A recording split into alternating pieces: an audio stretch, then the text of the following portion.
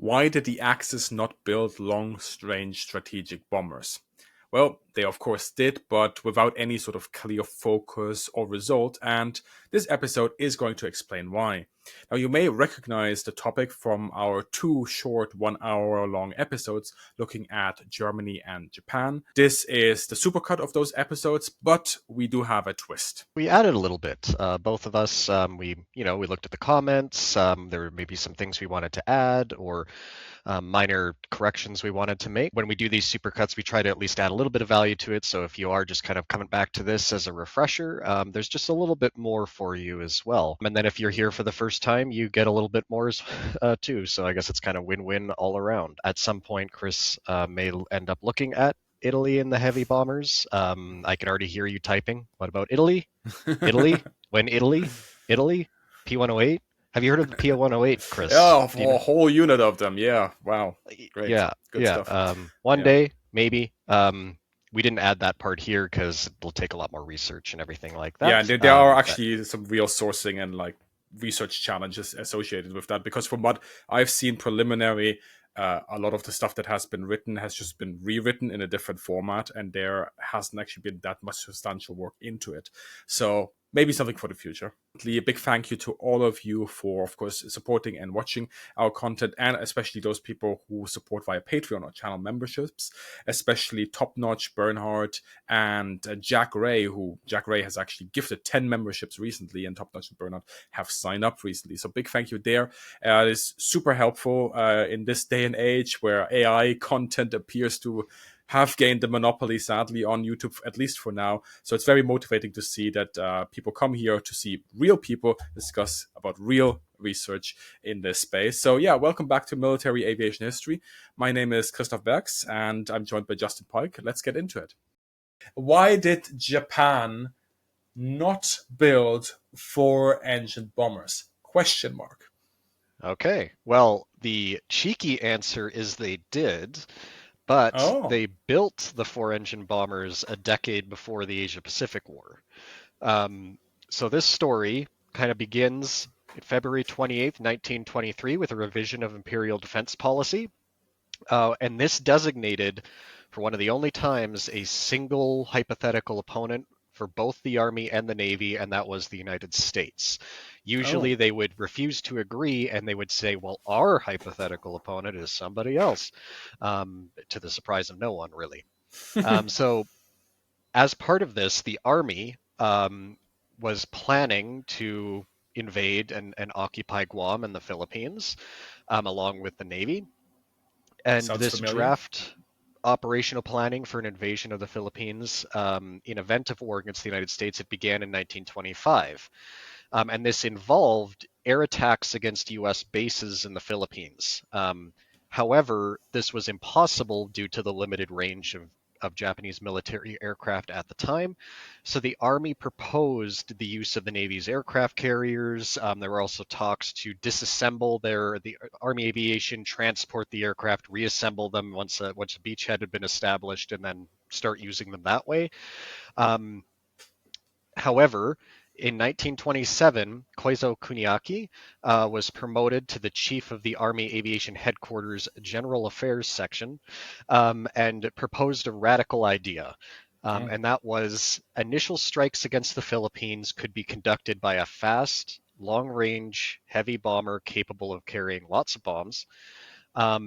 And he found an ally in Inoue Ikutaro, who could be considered the father of the Imperial Japanese Army Air Service. He'd been absolutely instrumental in identifying that the Army was behind and bringing the French aviation mission over at the conclusion of the First World War to help kind of jumpstart it. And he remained a staunch advocate for air power throughout the 1920s. And he also supported this idea of an ultra-heavy bomber to operate from bases in southern Taiwan and then launch attacks on Manila. So the investigation into the feasibility of such an aircraft was ordered in February 1928, and the Army set out its specifications that same month. So it needed an operational flight radius of 1,000 kilometers, plus an additional 500 kilometers to carry out operational duties over the target. Needed to be capable of carrying 2,000 kilograms of bombs out to this range. Also have a strong set of gunner positions, be equipped for night flying, and also have long-range radio communication on board. And the Army made available an eye-watering sum of 800,000 yen, distributed over 3 years for the project. So to put this into perspective, this was about 40% of the Army's entire aviation material budget between Wow. 1928 and 1930. So this was a huge commitment. Wow. I mean, at this time, there is, of course, this age long story, and we still have to make a video about this as well, of external influence on Japanese designs. And the discussion I don't want to get into right now is, whether every single Japanese design was somehow a copy of a Western aircraft, which is categorically false. But it is true that Japan learned a lot of the early lessons of how to design and how to build, engines and aircraft from Western countries. So, is at this point, with this idea of this ultra heavy bomber, this massive investment of money, is at this point Japan looking at external sources and saying, "Hey, we want to make this happen. Can you help us?" Yeah, that's exactly what happened. So even though at the same time, the late 1920s, early 1930s, there's a huge push to tell the Japanese aviation industry to develop their own design capabilities, and then there was a push on the Army and the Navy side to procure Japanese indigenous aircraft. However, there was an immediate recognition that in this particular case, this project was too ambitious for Japan's domestic aviation industry to handle on its own. So instead, Japan turned to Germany for assistance. Again, one day we'll get into more detail here. Usually, foreign assistance, there's a lot of talk about the American influence and the British influence. Mm. Honestly, of all of them, arguably the German is actually the most important, which might Mm-hmm. surprise some people. Um, so the firm that Japan turned to was Junkers, and they were because Junkers was designing a massive all-metal monoplane passenger aircraft around this time, that the Japanese had earmarked as suitable for this mission role. The Army actually had such confidence in Junkers that it took the radical step of pursuing the license for the Junkers G38 before it had even left the drawing boards. Wow. Mitsubishi was selected to take on the task of developing and manufacturing this aircraft in August 1928. It's interesting to note, and the historian Jürgen Meltzer points this out, that Junkers was struggling in the late 1920s amidst the chaos of Weimar Germany. And actually, the influx of Japanese cash was really significant for the company because the Japanese were just pouring huge sums of money into Junkers related to this project. So, despite this infusion of cash, which is obviously most welcome, the negotiations between Junkers and Mitsubishi stretched out over a year. So, Mitsubishi was thinking bigger than just one aircraft license. It wanted Mm-hmm. production technology and knowledge transfers. Junkers, for their part, was worried about possible illegal copies and patent infringement. So it took a while to work this out, but the two companies finally signed the license contract September 20th, 1928. The deal was valid for 12 years. It involved 15 different aircraft types, 3 different engines. Junkers would provide all necessary data, drawings, manufacturing information, along with a number of qualified personnel to work at Nagoya. Mitsubishi would have its own employees trained at Junkers Dessau factory, and the deal cost 600,000 yen, which is apparently the largest amount Mitsubishi ever paid to any aircraft manufacturer in Europe Hmm. or America. With this, the preparation for the construction of the new bomber, which was designated by Junkers as the K-51, began in April 1929. As part of this deal, it's worth noting that many Mitsubishi engineers departed for Germany, including one Horikoshi Jiro, the future lead designer of the Zero, and also Honjo Kiro, the future designer of the G3M and G4M land-based attack aircraft medium bombers for the Navy. So this collaboration with Junkers was really significant.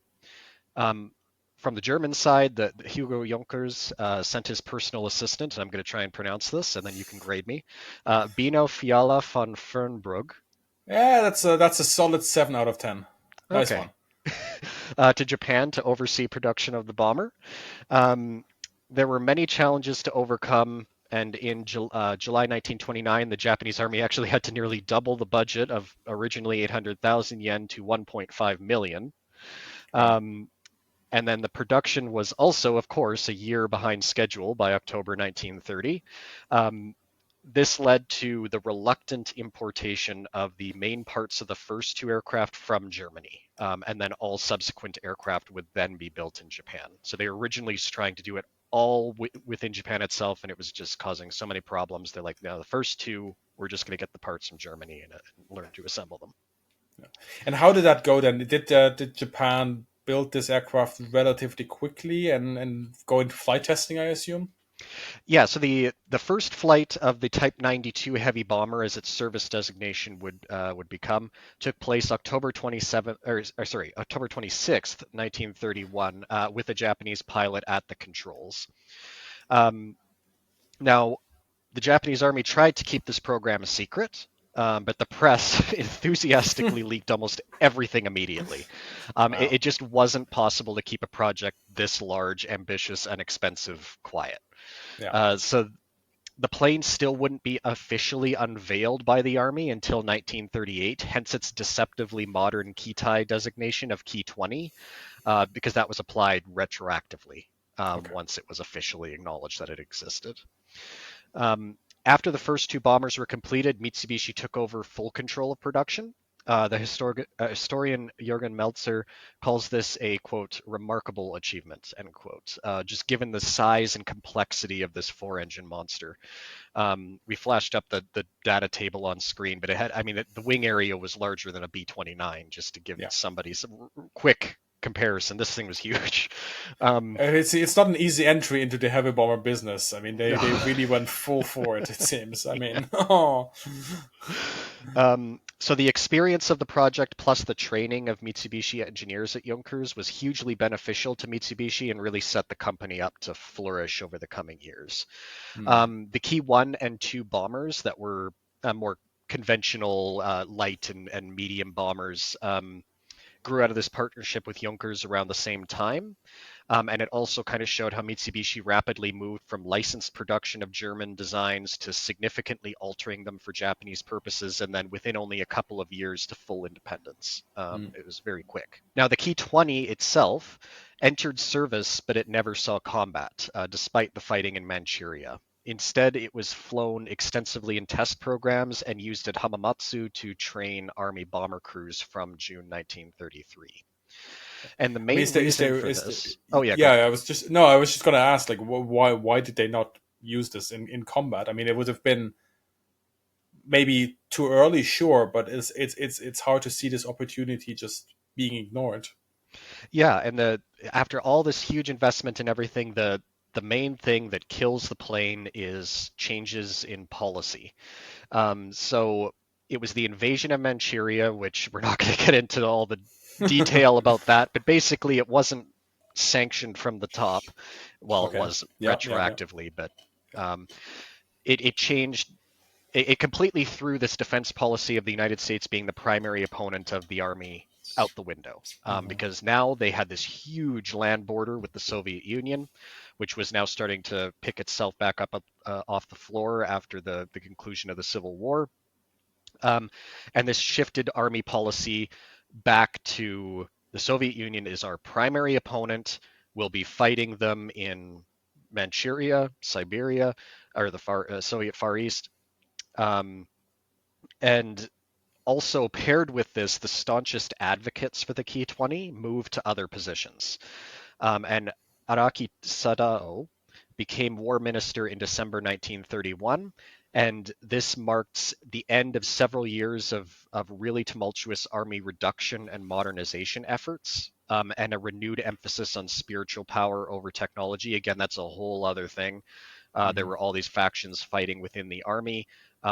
And from the roughly the late 1920s up to 1931, there were kind of reform-minded technologists, people wanting to reduce the overall size of the army and pour that money into other things like aviation.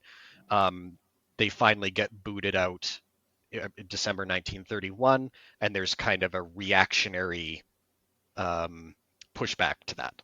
So the emphasis of Army aviation shifted back to direct support of the ground forces, and this combination of moving back to we're going to just support the Army, plus we don't need to bomb the Philippines anymore because our opponent is the Soviet Union, means that now you've got this big, awkward, slow, and expensive elephant in the room. Mm. Um, and the production of the Ki-20 stopped after the sixth aircraft in 1935. There was planning in place and a unit formed to use the bombers in long-range strikes against Soviet airfields in the event of war, but this was not to be. The war didn't happen. And then by the time, like even by 1939, when there were big blowups on the border, the aircraft was firmly obsolete. They were seen publicly for the first time over Tokyo during a parade in January 1940, and then they were taken out of service soon after. They were just old, fundamentally a design from the late 1920s. So definitely well past its prime.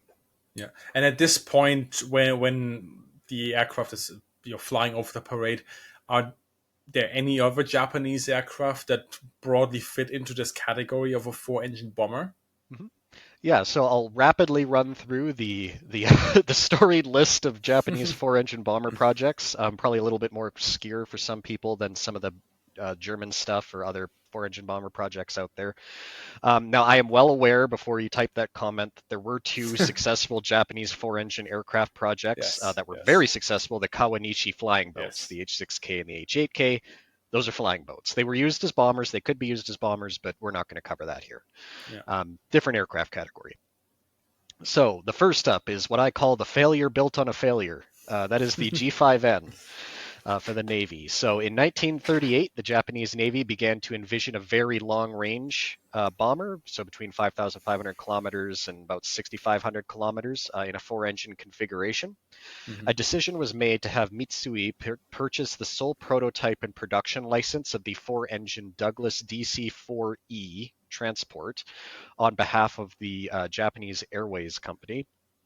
The contract was signed in March 1938 at the staggering cost of 725,000 US dollars. Yes. And just to make this clear, because I had to look this up myself when you told me this is not the DC-4 that people may now think of. It is a completely different aircraft Yeah. that, well, I'm not going to talk about the story, but did it ever go far? No. And that's where the failure built on a failure comes from. So shortly after its arrival in 1939, this DC-4E prototype was handed over to Nakajima, dismantled for study, and then the first prototype of the G5N1 made its first flight in December of that year. So actually pretty quick turnaround. Unfortunately for Nakajima, the DC-4E was a failed design already rejected by airlines back in the United States. It was just excessively complex and plagued with cost overruns from Douglas. And then Nakajima added their own design and experience with aircraft of this size into the mix, which led to excessive weight increases. And then the intended engines also proved unreliable.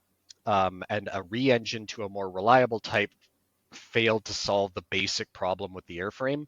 Mm-hmm. Um, so it was just a big white elephant.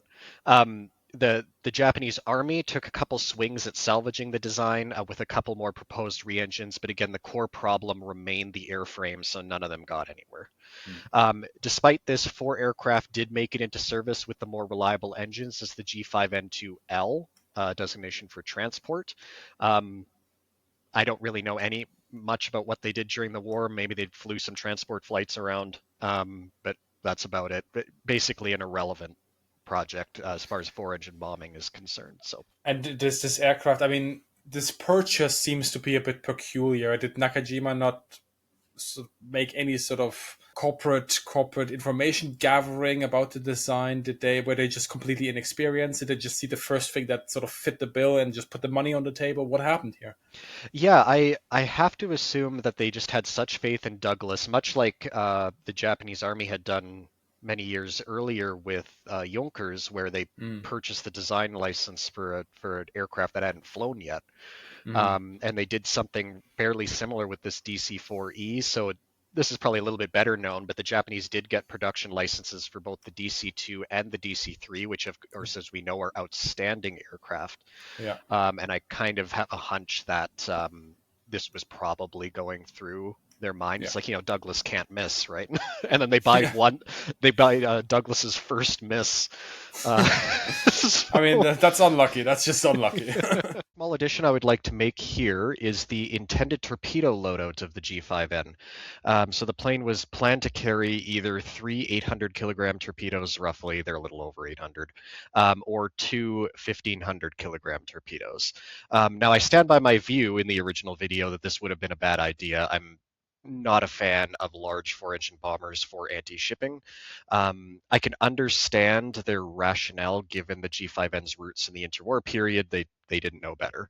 But the practicality of using such a large bomber to conduct torpedo attacks would have been exceptionally low. It's a target that is going to be difficult to miss, even if it is relatively high performance for a four-engine bomber.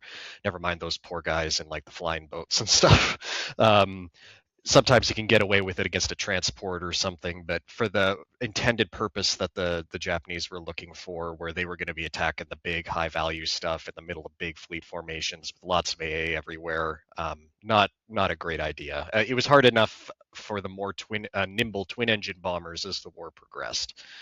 I'd like to thank a viewer actually for this, pointing it out to me, Te0x. As an aside, I love how on the wonderful internet, I can recognize users like that and know that they know things.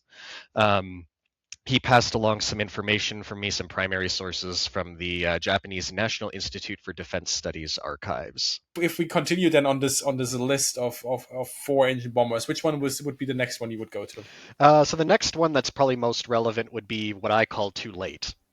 So this is the Japanese Navy's requirement for a G4M replacement was considered too difficult to meet with the twin engine configuration. There was a G7M on the drawing boards that was twin engine. It was eventually canceled. The Navy instructed Nakajima to design a four-engine land-based attack aircraft in February 1943. The specification was laid out in September of that year. I won't get into specifics here other than I do find it interesting that Nakajima apparently paid very close attention to ease of mass production in the design process, along with meeting the Navy's performance specifications. If I were to speculate slightly here, I suspect it's probably because their previous experience with the G5N, where it was an overcomplicated mess, meant that they went into this one with far clearer expectation of what, like, we need to actually be able to build this thing. So the first prototype flew 23rd of October 1944, and then three additional prototypes were completed over the coming months. Flight tests actually proceeded well, except for minor problems with the turbo superchargers. For anybody who knows anything about Japanese Aero-Engines, that's probably not surprising. Turbo superchargers are something they really struggled with. Yeah. However, development was slowed by American air attacks, to put it mildly. I mean, they were literally there was a prototype destroyed on the ground by rampaging U.S. Navy aircraft. The program was canceled due to a shortage of light alloys and the prioritization of defensive aircraft like fighters instead. Gee, I wonder why. And then in the end, the G8N showed promise, but it came too late. So it was really nothing more than a technical curiosity. The Americans did flight test it post-war as well. It was a promising aircraft. The engines again were being a little funky and temperamental, but there was promise there. It's just too late. Did the Japanese ever go into this territory at the end of the war saying we want to have something that's similar to the B-29, where we can hit the islands that are now occupied by the Americans? Yeah, so this is where we could very quickly discuss some Wunderwaffe. So the Ki 91 and the 8 G10. out of 10, by the way. My grade 10 German is paying off. Absolutely. So yeah, the Key 91 in very short is a rough B-29 equivalent, complete with a pressurized cabin and remote controlled gun turrets.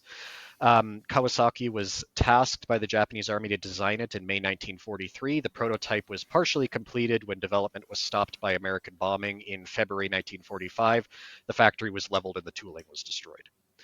Okay. So again, I'll just make a quick note here because we're flashing some tables up. You can find more complete data on these two aircraft on the internet. I don't have the book that it's pulled from. It's not really the point of the video. Just that's why you'll see some unspecified stuff there that if you look elsewhere, you can find more Yeah. numbers. The other one is the G10N. This was Japan's ambitious project to build a bomber that could bomb the United States mainland from bases in Japan. It began as a private project of Nakajima in April 1943. Later that year, it became a joint project, actually, between the Japanese Navy and Army. The originally intended engines for it, 5,000 horsepower, 36 Wow. cylinder engines. I think they were twinned. Driving contra-rotating propellers. Yeah. That made it as far as the wooden mock-up stage. Instead, the design was scaled down to make use of the 2,500 horsepower, 18 cylinders Nakajima NK-11As. The project was under development at the war's end, remained on the drawing boards, so basically irrelevant. Could I just ask, this being a joint project with the Japanese Navy Army, do you have any information on whether this was done for budgetary reasons? That they were like, we will have to pool our resources here? I haven't seen anything specifically why this would have been the case, but that would probably be my hunch. The Okay. Japanese were kind of famous for not doing joint projects like this and producing, in many cases, redundant aircraft designs Yeah. between the Army and the Navy. So I do think it's kind of interesting that they finally pooled their resources here. Although, of Definitely. course, the Army was still pursuing the Key 91, which is less ambitious than this paper G10N, but still a very ambitious project in and of itself, which is probably part of the reason why a lot of these projects like didn't get too far. Is you had both the Army and Navy already working with limited resources and then operating in parallel, which Yeah. is not good. Um, So where does this leave us now with the sort of 4-engine bomber designs? Are there any more of that, or was that it? Those are the main ones. Okay. There might be more that I just can't think of that are like just paper whatever. Yeah. But we said we wouldn't discuss those anyway, so Yeah. Like yeah. the G10N is already like pipe It's a dream. wooden mock-up, So huh? I mean, that's pretty good. yeah, the engines were a wooden mock-up. The Key 91 had a full wooden model, Wow. just amazing, and Wow. about half a prototype. Wow. Yeah. Yeah. Um, That's exactly exemplary. Yeah. Yeah. So in summary, the Japanese aviation industry only produced two viable four-engine bomber designs: the Key 20, 10 years earlier, and the G8N, which came too late to matter. Yeah. So one that was obsolete before the start of the war, and one that arrived at the end of it to get strafed by U.S. Navy aircraft. Um, so I would argue kind of the two primary reasons came down to doctrinal and strategic decision making. There wasn't a strong and consistent push in either armed service to create kind of a vast fleet of large four-engine strategic bombers like there was in Britain or the United States. This made investments in such projects kind of sporadic, and in the case of the G8N, it came too late amidst a deteriorating war situation. There were technical challenges as well, particularly with engines, as ever. But I don't think these were insurmountable if there had been a concerted effort and resources had been there, particularly if if the Japanese Army had kept their interest in four-engine bombers from the late 1920s consistently. I think it's pretty safe to assume there would have been some kind of viable project. It's just they lost interest in it after trying once and kind of leaving it until partway through the war. So I mean, now that we've talked about some of the designs, the question really is, was there any value in these bombers beyond the pure concepts that we've seen and for Japan? Because on the one hand side, you could say Japan is in a similar situation to Great Britain, that it's an island nation and it has to reach out to strike the targets on the ground, right? So that projection of air power really blends itself well to a strategic bomber force. But at the same time, what is it supposed to hit? Main areas that it wants to attack, first of all, in China, are probably not that industrialized as Germany's neighbors or Britain's neighbors, France's neighbors. And then also these islands, um, it probably doesn't blend itself well to basic four-engine bombers at all. Yeah. So in my opinion, the value of four-engine bombers for Japan is not as clear-cut as one would think. I actually had the pleasure of exchanging emails with the historian Osamu Tagia. He's written several books on Japanese air services over the years, and along with John Parshall as well. And he, in those emails, Sam, as Osamu Tagia goes by, he made several points I agree with. He cautioned against associating like a first-rate air power with air forces that managed to field vast fleets of four-engine strategic bombers as a very, as he put it, an Anglo-American outlook. Mm-hmm. He doesn't disagree with this view. I want to be clear, but he underlines that there are a lot of other factors that still need to be taken into consideration when we're tackling this question. And he also points out the obvious geographic context of Japan. Basically, if you look at all the worthwhile industrial targets that you could bomb with a large fleet of four-engine bombers in East and Southeast Asia, they're almost exclusively Japanese. Mm-hmm. If you widen the target list to consider, area bombing of cities or bombing ports and stuff, the target list does expand by a bit, but there are questions there as to whether or not it's worth it. Now, I would also add that Japan had little trouble bombing many of these other targets with their twin-engine bombers, both the Mm-hmm. Army and the Navy. Sure, four-engine bombers could carry more ordnance out to a longer range, but if you look, for example, in the air war in China, where they do extensive strategic bombing or area bombing of cities, Chongqing and many other Chinese cities are leveled with twin-engine bombers alone. So it's really hard to argue that the inability of Japan to bring about a Chinese surrender by air attack was the fault of not having four-engine bombers to more effectively bounce rubble in Chongqing. Mm. Basically, it was a broader problem that didn't have like an easy technological solution. Um, Now I do break down because we have two air services to deal with here instead of Yes. just the Luftwaffe. As always with the Japanese, Yeah, let's remember.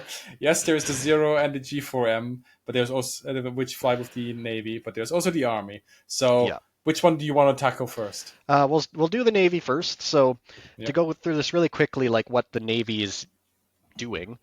So attacking maritime targets with four-engine bombers is not ideal. Um, High-level horizontal bombing against shipping met with little success through the war, and large four-engine aircraft were ill-suited to making low-level attacks, where you needed a plane that was a little bit more nimble. Mm-hmm. You also ideally wanted more individual aircraft conducting attacks to maximize your Mm-hmm. chances of success.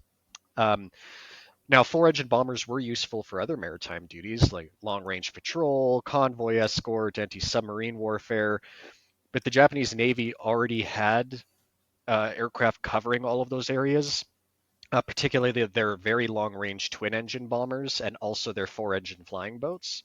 So it's not like those roles were unfulfilled. Mm-hmm. Um, Interestingly, the lead designer of the G4M had originally pushed for a four-engine configuration to meet the Navy's extreme range requirement, but was rudely shut down and instructed to use a twin-engine configuration. The story goes that he sketched out a four-engine design in the meeting, and the guy basically said, "Shut up and follow the Navy's requirement." Mm. So, That was weird. so Yeah. now the groundwork for the intended four-engine successor to the G4M, the G5N that failed that we previously discussed, was being laid around the same time. So there was at least some Navy interest in that, Mm-hmm. but they also pushed for that twin engine that would become the G4M.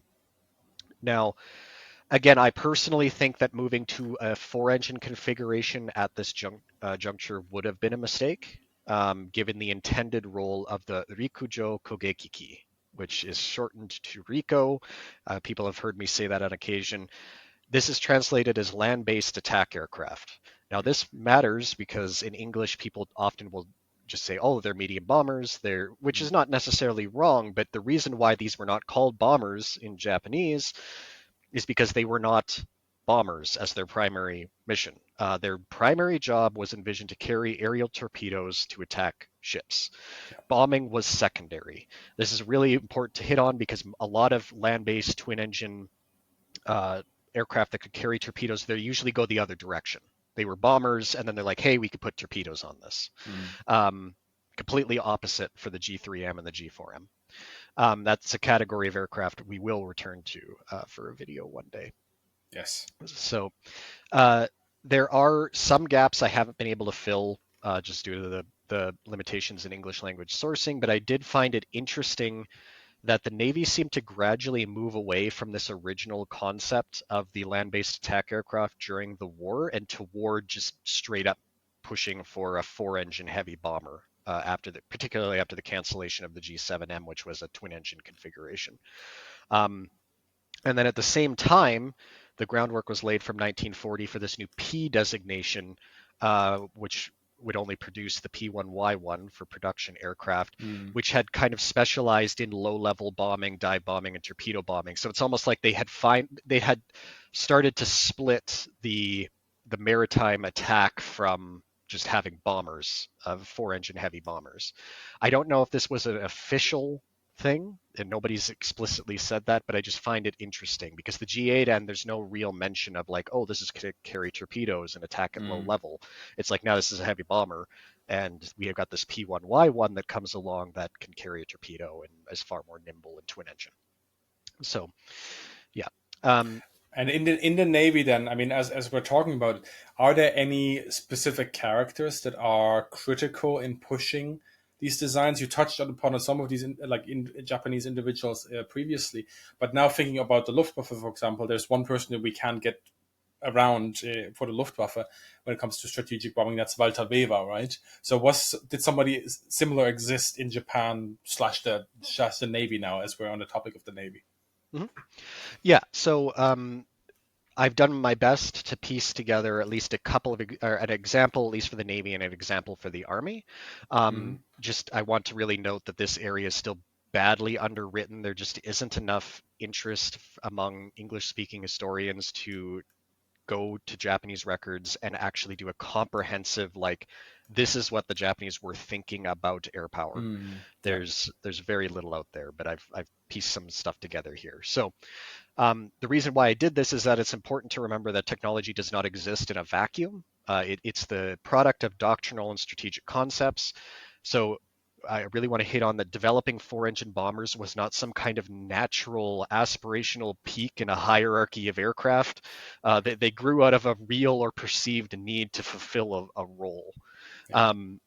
So on the Navy side, there is the strongest high-ranking air power advocate in the Japanese Navy was Inoue Shigeyoski. He came to serve as the naval chief of the Naval Aviation Department from October 1940 to August 1941, and he reviewed a draft of the Circle 5 rearmament plan. So the Navy had all these Circle, or sometimes translated as replenishment plans for expanding the Navy, and it had been put forward by the Navy General Staff. And he reviewed it, and he called it a, quote, armament for the 1940s as conceived by late 19th century minds, end quote. In fact, when he was sitting in a meeting reviewing this, he had such a fierce, exasperated outburst during discussions that were so intense the meeting just stopped. Like everyone just like, oh, we're done for the day. That's us out. Now Inoue didn't get the hint. So he literally went and he drafted a blistering and lengthy memorandum entitled, quote, a new theory on the rearmament plan, or on modern weapons procurement planning, just depending on translation. He formally submitted it to the Navy Minister on January 30th, 1941. And the historians Evans and Peattie note that the dry title did not reveal just how radical this document was. So in it, Inoue, who was also one of the few politically moderate high-ranking officers in the Navy, He methodically outlined the operational, strategic, and political folly of antagonizing the United States and Britain. Mm-hmm. He asserted that a war against the United States would be a protracted conflict where only Japan had the potential to be utterly ruined by overwhelming industrial might. He twisted the dagger by saying the decisive battle long planned for by the Japanese Navy would likely never take place unless the United States was extremely reckless. Mm-hmm. He underlined the submarine threat and that they needed substantial anti-submarine warfare capability to protect their sea lines of communication. And then, where we come back in here, is he paired this with a radical vision of a navy focused on air power. Mm-hmm. Inoue argued that dominance over the Western Pacific would need to be established by air power first, prior to surface ships. He continued his argument by stating that land based bombers and flying boats had matured and were the most potent force available to the Navy. Control of the air could be established by these assets alone. No surface assistance was required, specifically including aircraft carriers, which he viewed as a fading stopgap on the road to dominance by air power in its purest form, free of entanglements from the surface navy. He almost sounds like a Japanese Billy Mitchell. Yeah, Almost. Yeah. definitely in Yeah. that vein. Yeah. So there's much that's correct in Inoue's arguments, particularly on the strategic and political side. Yeah. He overplayed his hand, very obviously related to air power. The bomber was not omnipotent, and probably the thing that really stands out there is that he really did see his aircraft carriers were a stopgap, not Mm-hmm. something to pursue heavily. Mm-hmm. Um, so in the end, his moderate politics, his staunch strategic realism, and his radical air power advocacy irritated many of the other high-ranking officers in the fleet, and he was pushed out of the Naval Aviation Department and transferred to the command of Fourth Fleet with headquarters at Truk. I actually joke that his enemies pulled out a map of Imperial Japan and found the furthest place in the Empire they could send this guy, because they pretty much did exactly that. In the end, Inoue's staunch opposition to war against the United States and his other radical views had ironically placed him in command of one of the spearhead fleets for the initial attacks against the United States. Another final piece of trivia on Inoue is that actually, if you notice, for the very important book Kaigun about the history of the Imperial Japanese Navy, is actually dedicated to Admiral Inoue Shigeyoshi as a professional patriot and realist. So I thought I'd add a little bit more on Inoue Shigeyoshi because there actually was some interest in the comments, and I find him to be an interesting guy.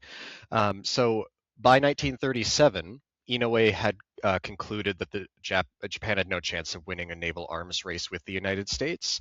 He'd been pro-treaty as well long before that date. So for any viewers who are maybe a little bit familiar with kind of the internal politicking of the Japanese Navy, there's roughly speaking a treaty faction versus a fleet faction.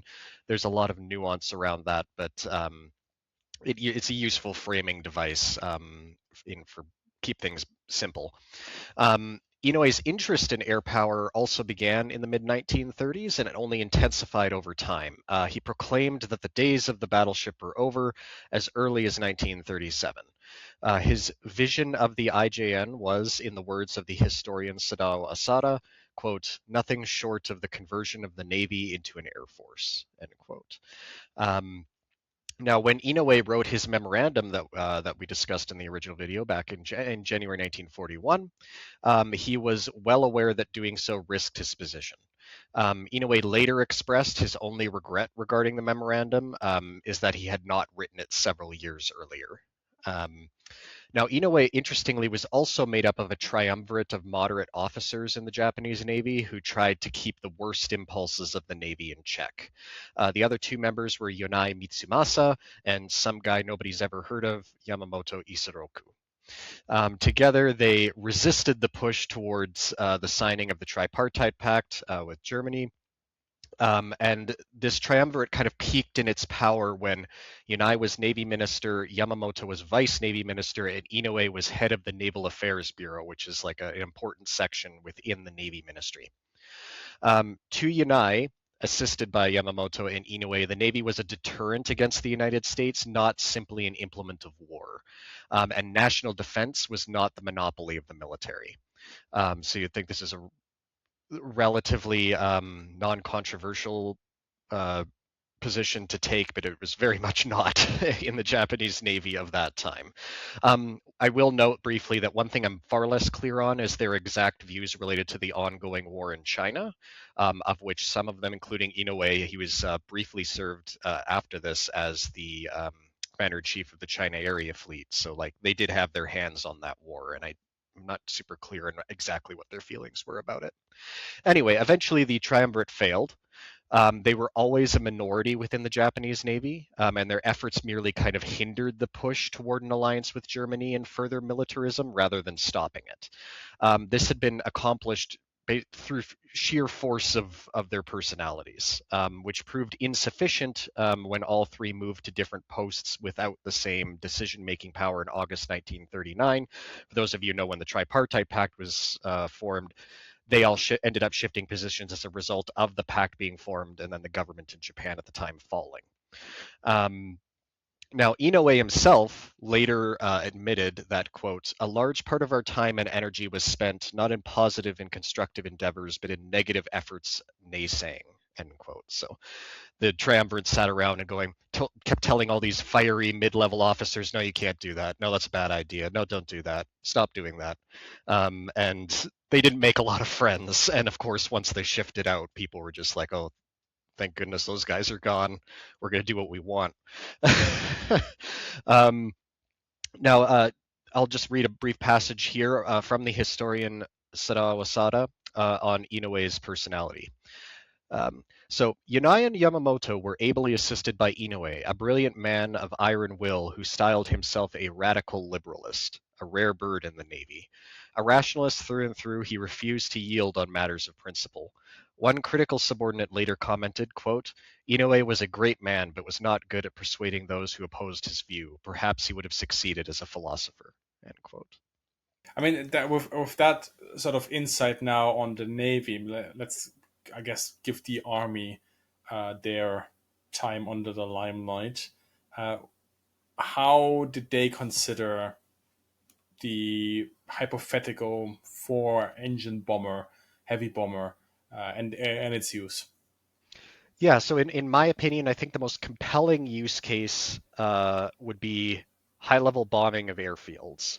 Mm. And this was done a lot by both air services, including the Army being one of them, because of course the heavier payloads could, at least on paper, apply more pressure against airfields than relying on twin engines. Now, I will note the counterpoint to that is that in the South Pacific, high-level bombing against airfields on both sides met with limited success. Mm. American four-engine bombers carried more bombs than Japanese twin engines, of course, but they still missed airfields on many of the raids, or they would hit them and maybe only disrupt the airfield operations for a few hours while repairs were made and they were back up. The most successful, famous attacks against airfields were done by twin-engine bombers or smaller aircraft at low level. So that is worth noting. Now, of course, four-engine bombers were ill-suited to Army cooperation duties. Though may have had more utility in the operational roles that the Japanese Army Air Service used their heavy bomber Sentai, which were twin engines for, like bombing of airfields, bridges, that kind of thing. Overall, I think the use case is more compelling for the Army than the Navy for that reason, because the latter had those maritime strike duties that the four-engine bombers were ill suited for, whereas the Japanese Army Air Service was using their twin-engine bombers in roles that four-engine bombers could arguably have done better. This actually wasn't lost on some Japanese Army officers, as B-29s began to appear in numbers in the China-Burma-India theater. In 1943, the commander of the 7th Air Brigade was impressed by their long ranges and large bomb loads, and he actually asked for a copy of the B-24 until a Japanese equivalent could be made available, because he felt like his heavy bomber units were being outmatched by this new four-engined bomber starting to come onto the scene. And talking about these individual perspectives, is there any sort of counterpart to Inoue Shigeyoshi on the Army side? Yeah, so the rough counterpart that I can identify is Sugawara Michio. He's very obscure. If you try to Google him, he's even hard to find a picture of. Uh, So this is, again, where the Navy, there tends to be more writing and information mm, available than the Army.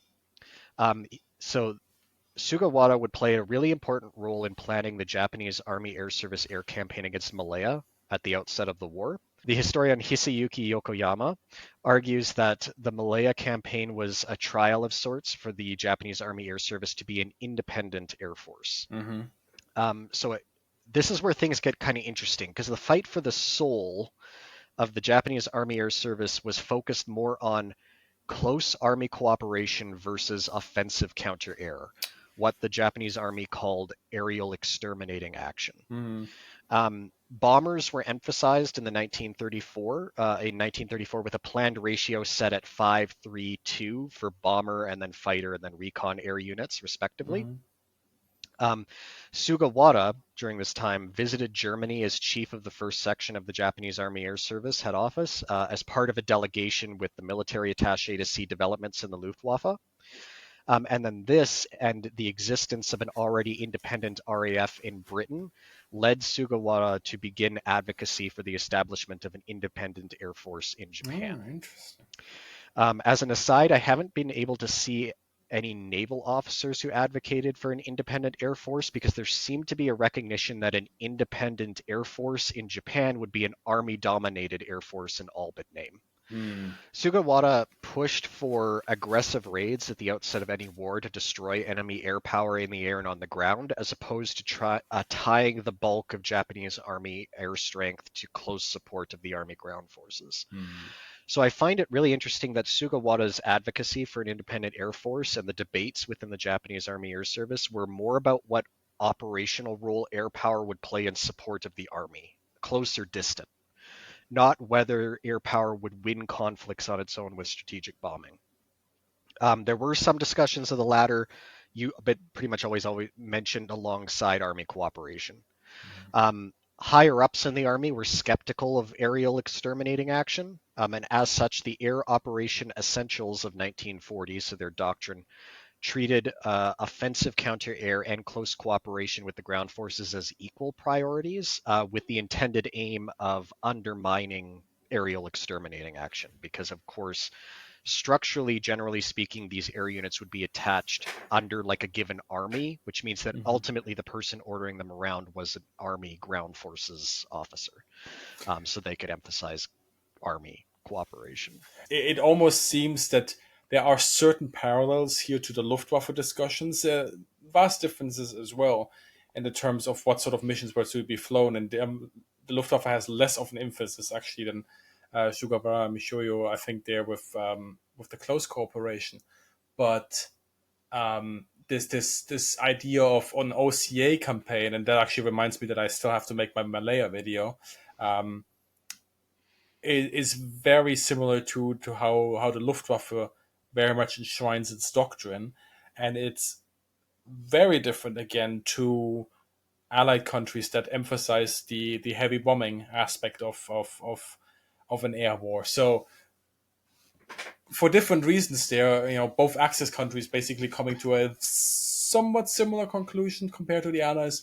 That's there's maybe even a sort of a ideological or cultural or even a geopolitical reason for that in there somewhere that maybe we can dissect at some point. But you were mid flow there. Let's maybe talk about Malaya then. Did anything come from that of that exterminating action where they were like, oh, actually now we do need a big bomber? Yeah, so I won't go into a full history, of course, of the Malaya Air Campaign. We'll do that one day. Mm, But it's important to note, just because of this, the way the Air Operation Essentials of 1940 were undermined by Sugawara and like-minded officers. So one of those other like-minded officers was Tanigawa Kazuo. He had a very similar outlook to Sugawara, and what he did is he subverted the doctrine during the Malaya campaign by placing the 3rd Air Division, which also included one air brigade from the 5th Air Division, under the direct command of the Southern General Army. And attaching the 3rd Air Division in this way actually placed it as an equal to the 25th Army that was tasked with invading Malaya. So the more traditional way, which is the way that a lot of other divisions would be attached, it would be attached to the 25th Army. so that the army was senior to it in the command structure, but in this case they were parallel. And what this did is, on How German of paper, them. yeah, on paper, the operational plan emphasized close cooperation with the ground forces, but Tanigawa just so happened to be the air staff officer of the Southern General Army. So this gave Tanigawa basically direct control over the majority of Army aviation assigned to the operation. And then in this role, he was able to direct the 3rd Air Division independent of the Army ground force commanders to emphasize aerial exterminating action and interdiction. Now, That makes so much sense. Sugawara, for his part, always felt it was important to provide the Army ground forces with the support they needed, but he believed that ground force officers had a myopic understanding of what air power could accomplish. It was limited to what he called the quote reconnaissance era of the early 1920s, where basically if you couldn't see an aircraft doing something directly overhead, then they weren't doing anything of value. And that was something that really got under his skin. Um, Now, Sugawara, interestingly, he was the commander of the 3rd Air Division during the campaign. He would go on to eventually lead the 6th Air Army by the end of the war. Um, in the Malaya operation, he knew he couldn't really heavy-handed force his vision of air power from top down, and instead he delegated much of the decision making, and he was more consulting with his air brigade commanders, and establishing mutual understandings for what their missions would be, and there was some friction there. And after the campaign was over, Sugawara kind of lamented the fact that he hadn't been more forceful, and that the campaign had been kind of disjointed for this reason, that there wasn't a fully coherent, unified vision of what the air aviation should be doing during the campaign. Um, to wrap I up mean, Sugawara really quickly, apparently he was very reluctant to order suicide attacks for air units under his command by the end of the war. He did do it, but he started taking lots of sleeping pills to sleep. It was really he was not handling it well.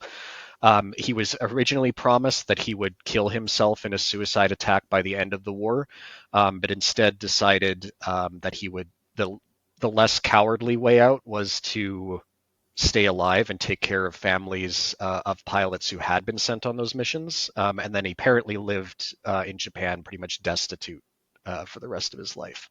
oh, wow.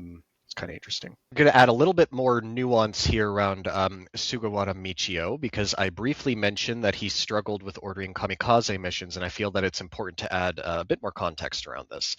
So the reason I emphasize in the original video that he did order kamikaze missions despite any alleged personal struggles is to underline that he was still culpable. I realized upon rewatching that I'm not sure that came through as strongly as I intended, given that the discussion around kamikaze or special attack missions doesn't often highlight their immorality.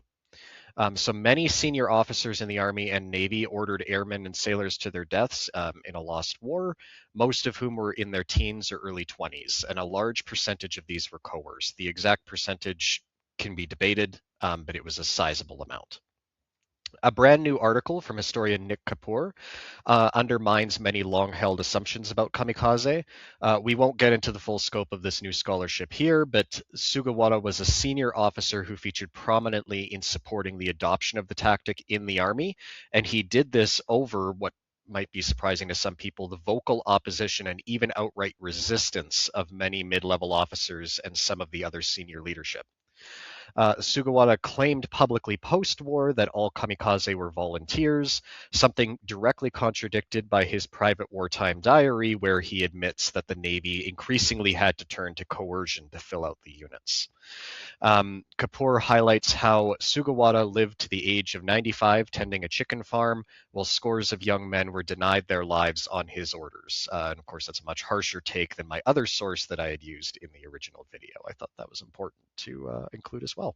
Just to go back to the Malaya thing, I mean, I'm actually now happy that I haven't made my Malaya video just yet, because I hadn't caught on to this fact of how they had structured their force, and sort of having almost equivalent placing in the battle order.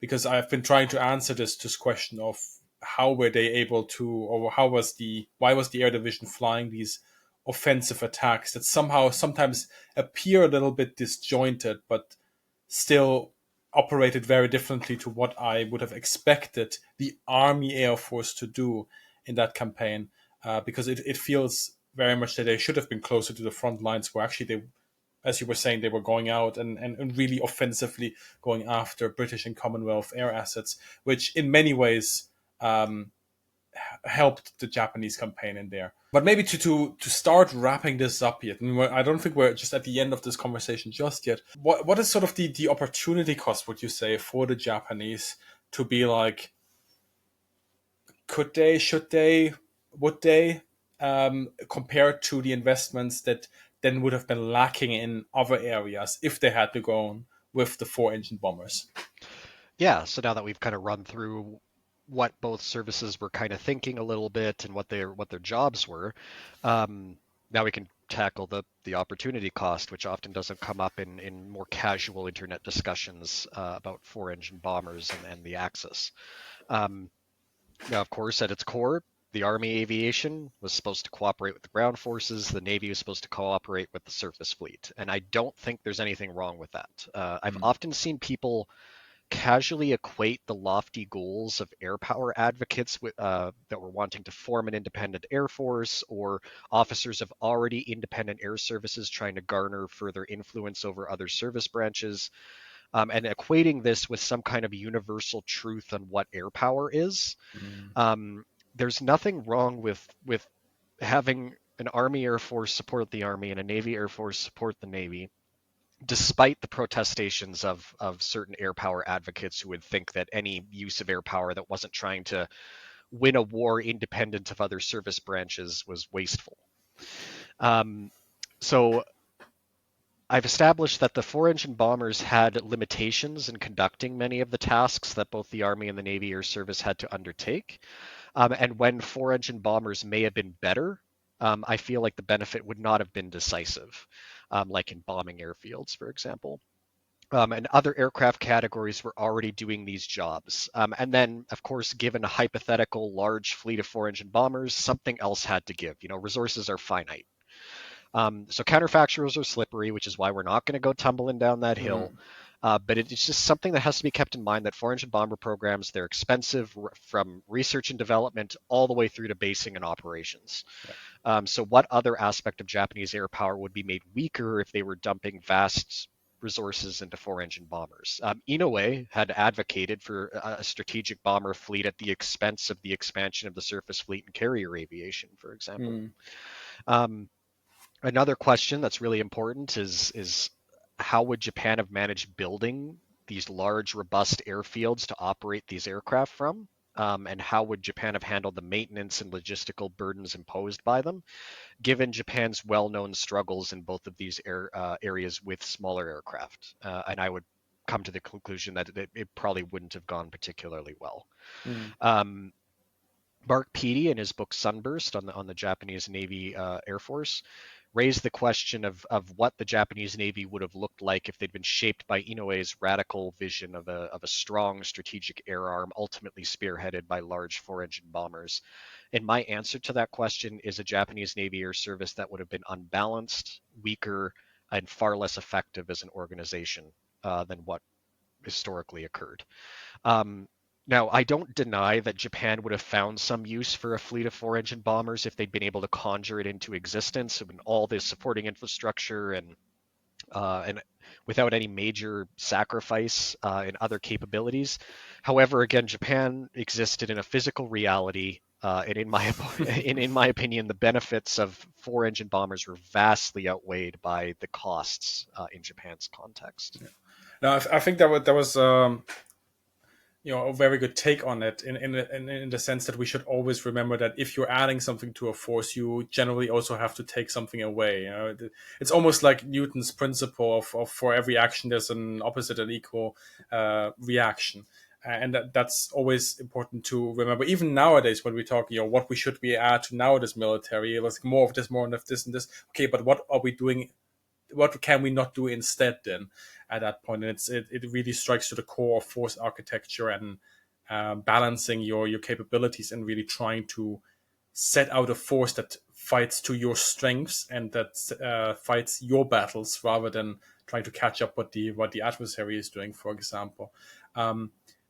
I think in my episode on the German four-engine bomber aspect, I'm also going to go more into sort of the supporting infrastructure and have some data on basing as well, and the costs that are associated with buying four-engine bombers compared to twin-engine counterparts or even fighters.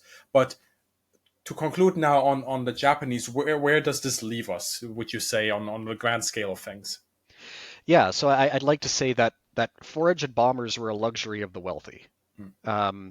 So bringing up the massive industrial might of the United States and to a lesser extent the British Empire, cope about it in the comments, is cliche in discussions. You're Canadian, so you're part of it. So yeah, I'm part they of it. can't say anything. In discussions of the Second World War, it's almost cliche, but it's important.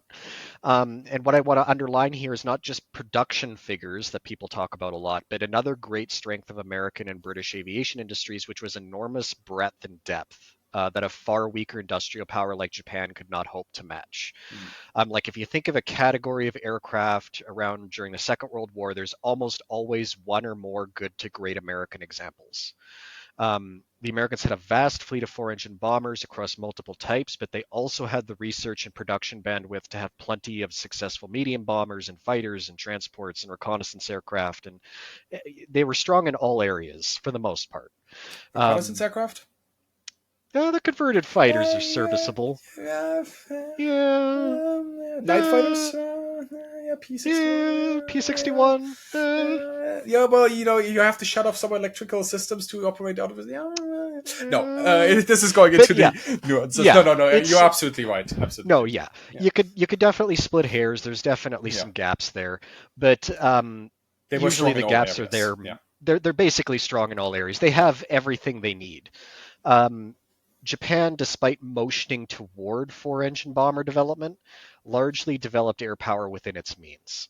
So the Japanese aviation industry focused on aircraft categories that allowed its air power to fulfill its intended doctrinal roles. I think that's something that can be simultaneously and rightfully noted as a weakness of its air power compared to a superpower like the United States, while also acknowledging that it wasn't some kind of mistake, that they weren't just trying to copy a vastly more powerful Air Force.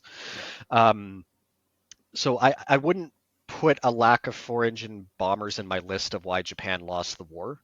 There's that allure of all country X needed to win a war was this one piece of technology. It would solve all their problems. It makes for great internet content, but it doesn't represent reality. There were so many more significant factors for why Japan ends up losing the war, why its air services fail. At the very top of the list being a series of political and grand strategic blunders that result in Imperial Japan fighting most of the world in a pointless war of choice, including two of its strongest powers. But I don't think four-engine bombers are really part of that consideration. To lead you into it, for the quick upfront answer, why didn't Germany build four-engine bombers? So the quick answer to that is they of course did, but what they realized is when they wanted to build a coherent force about four-engine bombers and have multiple geschwaders, so that is wings or groups depending if you're American or British, that it was in fact a very bad idea for Germany to have that until it is the de facto uncontested hegemon in Central Europe, and it's at that point that they wanted to swing over and potentially invest in that sort of capability. And I think what we really have to contend with that is sort of the geopolitical outlook that Germany has in the 1930s and where it aims to take its military campaigns and how to shape the European continent in its favor before it does any sort of investment. Sure. So if you want to, I guess, walk through, like, how are they envisioning four-engine bombers and their place or not having a place in their concept of air power? Yeah. So one of the books that I like to go back to is one that was written in 1937. It wasn't actually written by a German. It was written by a Brit, Norman Macmillan. And this is a book that gets actually quite quoted in a very important book on the German Luftwaffe, written by Karl-Heinz Völker in 1967. And it's this book, The Chosen Instrument. And this is one of those classical 1930s books where somebody sits down and sort of envisions the air war of the future. And the important quote there is from Norman Macmillan. Open quote, Germany is like a boxer in the middle of the European ring. She can hit out in all directions from a geographical center. End quote. That's really a good way to describe the geopolitical situation of Germany, of being able to lash out in all directions. But of course, if you're able to lash out in all directions and hit something, all directions can also turn around and hit you. And the Germans very quickly, of course, they know this. And as they look at the future projection for an air war, as soon as the Nazi party is in power, they start getting a bit more hands-on with the actual planning. So in 1933, so this is very much at the start, the Nazis haven't even consolidated their power just yet. But Robert Knaus, who is an air power theorist, some people may call him the German Duhe, he circulates a pamphlet in not the Luftwaffe officially yet, but what will eventually become the Luftwaffe. And he calls for a bomber fleet of 200 long-range bombers that have a combat radius of about 500 to 800 kilometers and have 2,000 kilograms of bombs. And he believes that this is the best way for Germany to ensure that no other country is going to attack it. So it's basically the threat of the disproportionate costs over the potential gains of attacking Germany. And this very much plays into what the Luftwaffe will also do over the years that follow out of this, namely that they keep on using the Luftwaffe and the threat of the Luftwaffe in their propaganda campaigns and also on the geopolitical level. So there's a meeting between Hitler and Sir John Simon, who's the Foreign Secretary of the UK in 1935, where Hitler basically says, look, the Luftwaffe is already on par with the RAF. We're going to get even stronger very soon, and you should not attack us.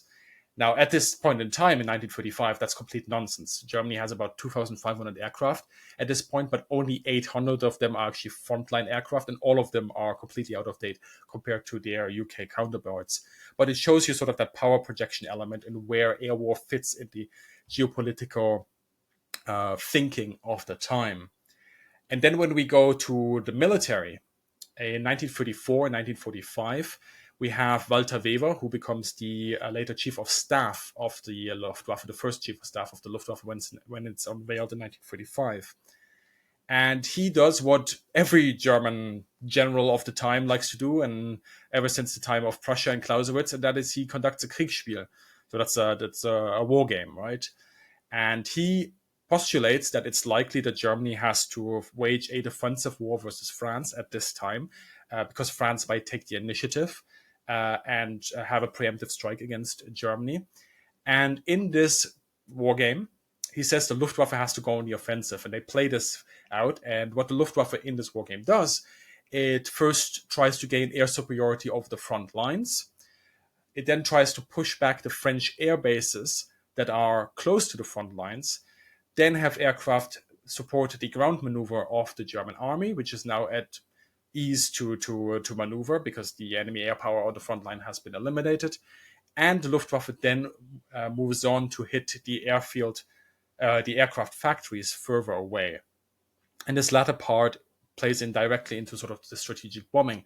And if any of our audience has actually looked at the episode that I did on Luftwaffe doctrine, the foundations are set right here, 1934, 1935, for exactly that, and arguably they go even further in time from that. But for Germany, what it really needs at this point is modern bombers to carry out exactly this assignment. And in 1934, 1945, during these the war games, what they basically assume is that they're going to have an 80% loss rate on all their bombers, because at this point, as I said, Germany is completely on the back foot when it comes to technology and designs. It's still operating Junkers Ju-52s as basically their stand-in bombers because they don't have a proper bomber design. And they really have to start pushing to get those modern designs into the factory and into the force. the can of worms of aircraft. I'm wondering if you can maybe walk through some of the at least the early attempts at different bomber designs for Germany. With Walter Weber, then come the first two aircraft that I think we should talk about, and that is the Dornier Do 19 as well as the Junkers Ju-89. And they were afforded the highest priority in the rearmament program of the Luftwaffe.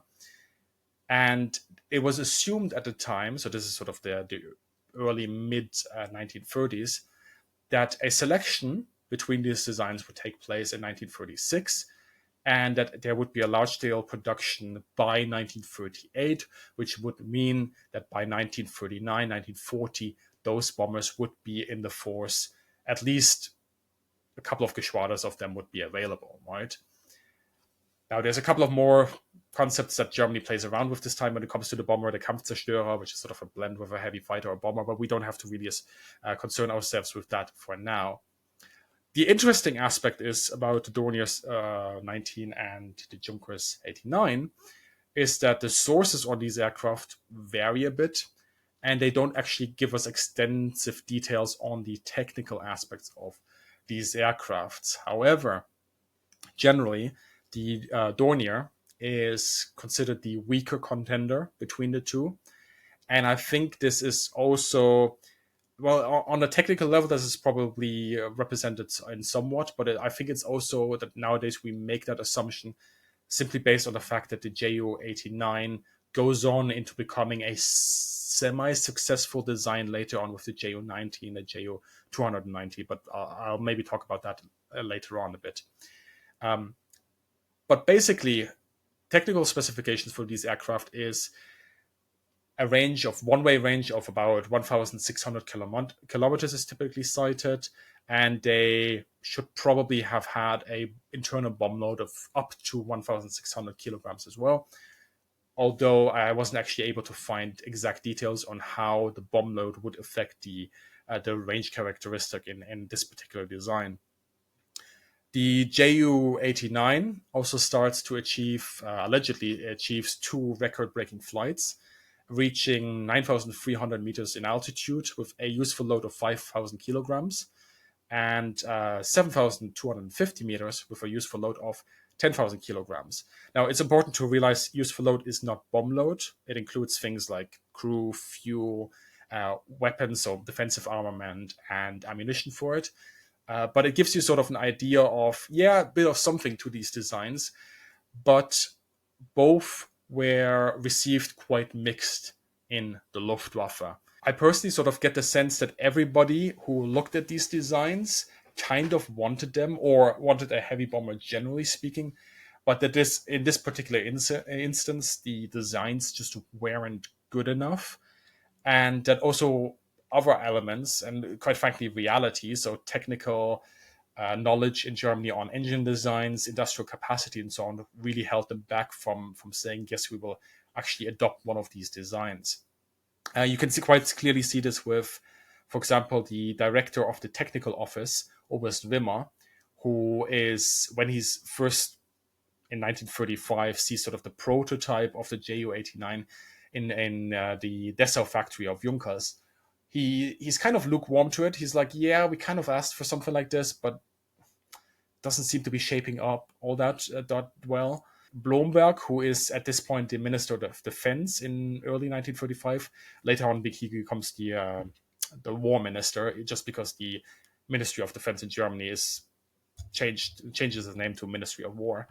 He supports the 4-engine bomber when he sees the Dornier 19, but he also doesn't make a executive decision of saying, yes, we should absolutely put this aircraft into production.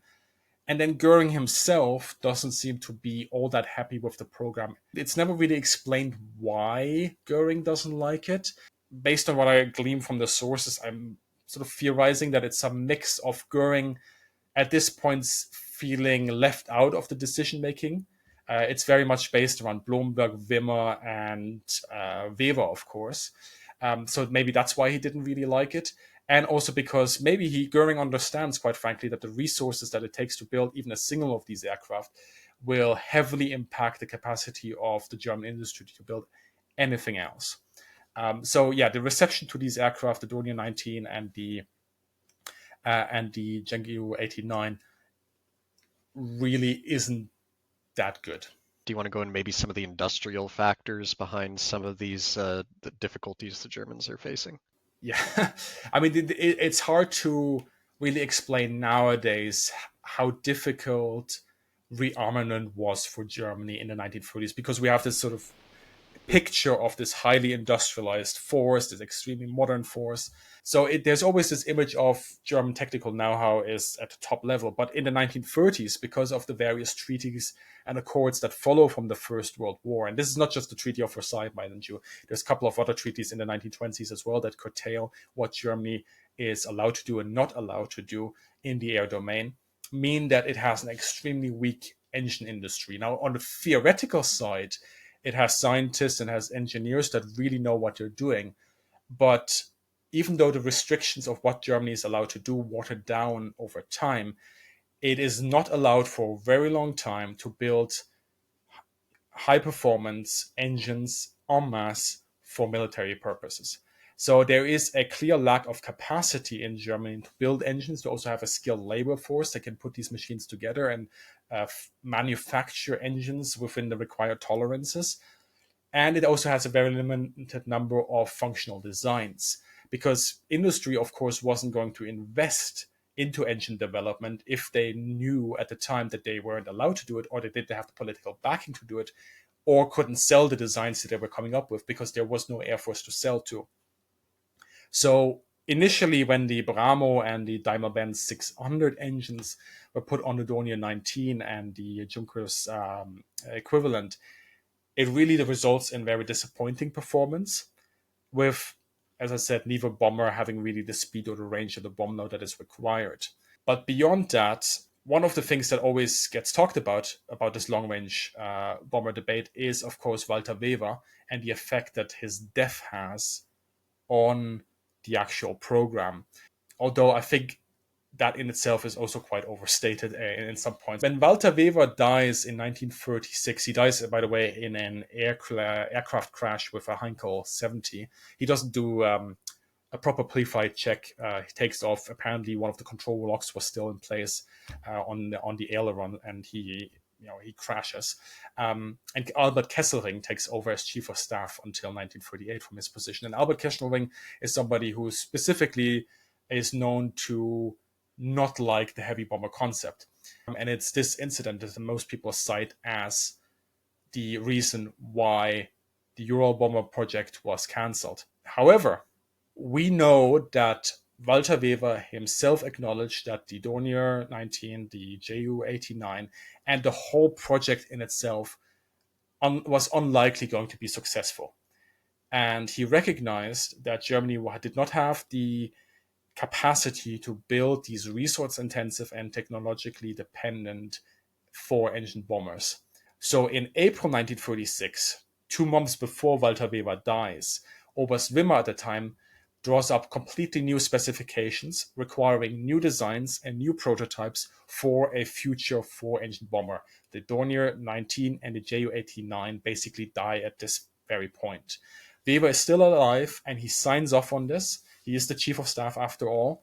And that's why I genuinely believe that this constant finger pointing to this being person's death being the reason why Germany didn't have a four-engine bomber at the start of the war is really quite reductive in the analysis. The termination of the project, while it is officially happening in 1937, nothing really happens with the program after the new specifications have been issued.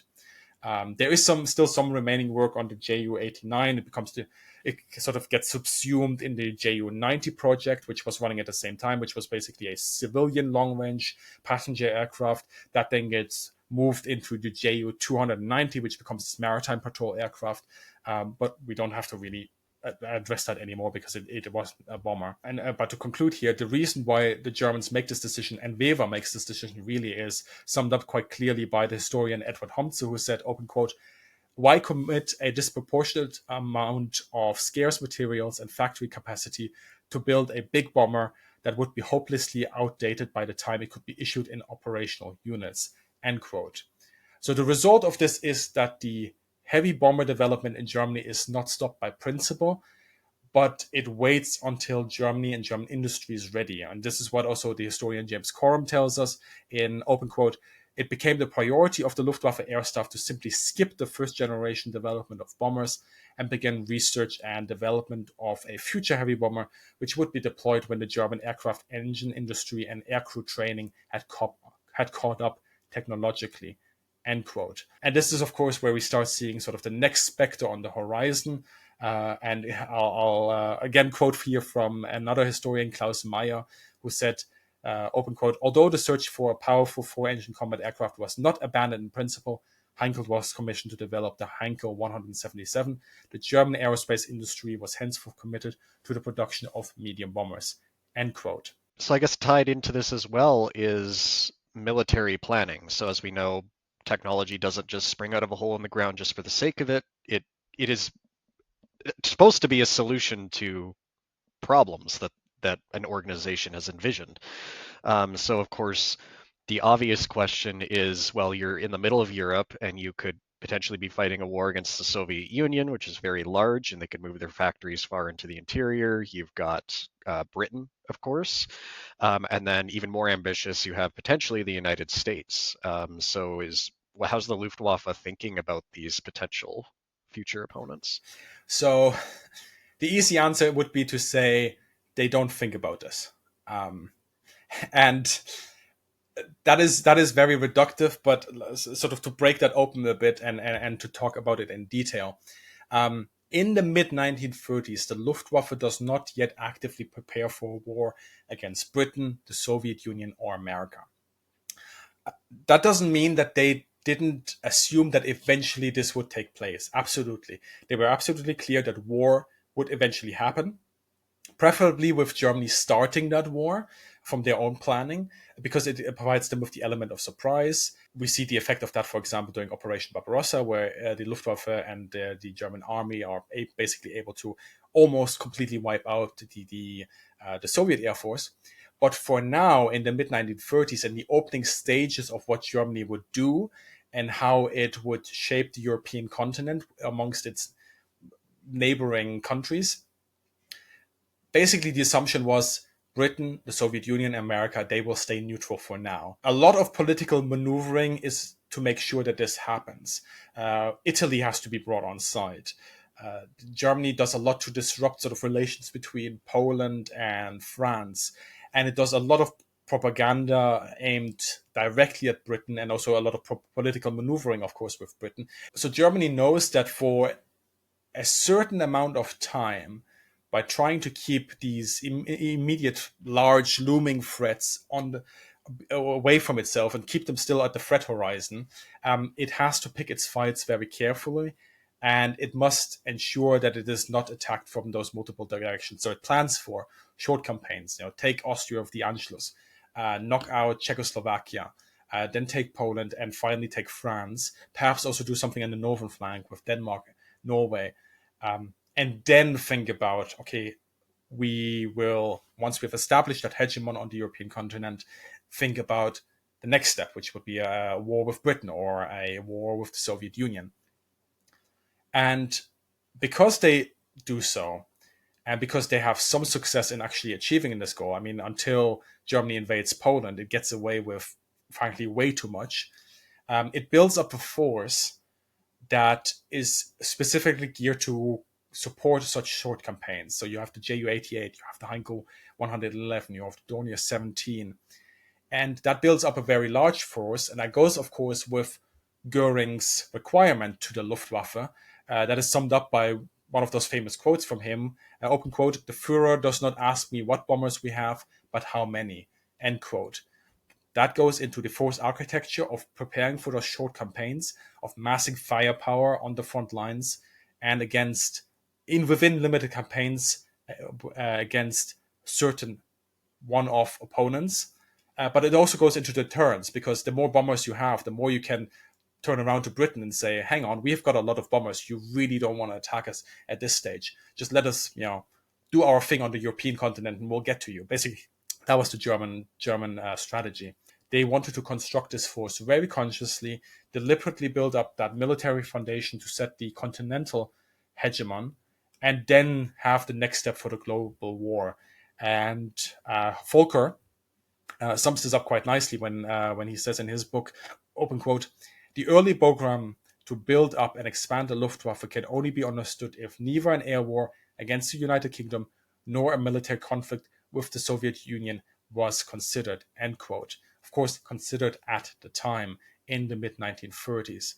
A war against the UK and a war against the Soviet Union was planned, but not just yet.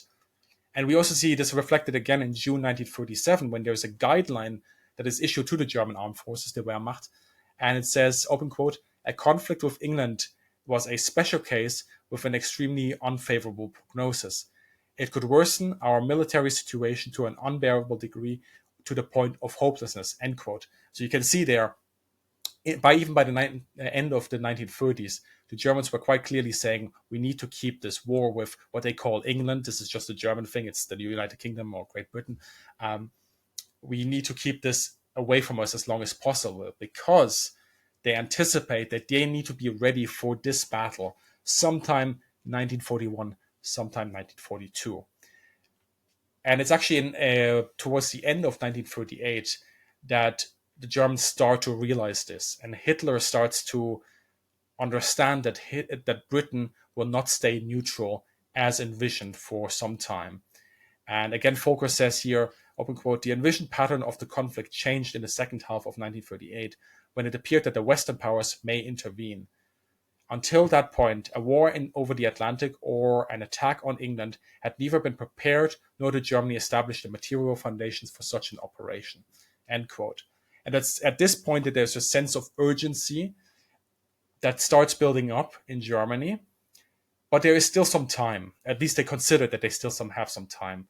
And they assume, the Luftwaffe assumes, that an operation against what it calls England, what is the United Kingdom, Great Britain, would ideally start around 1942 after an attack on France, or if Britain stays neutral after an attack on France, in an opening surprise strike against Britain itself.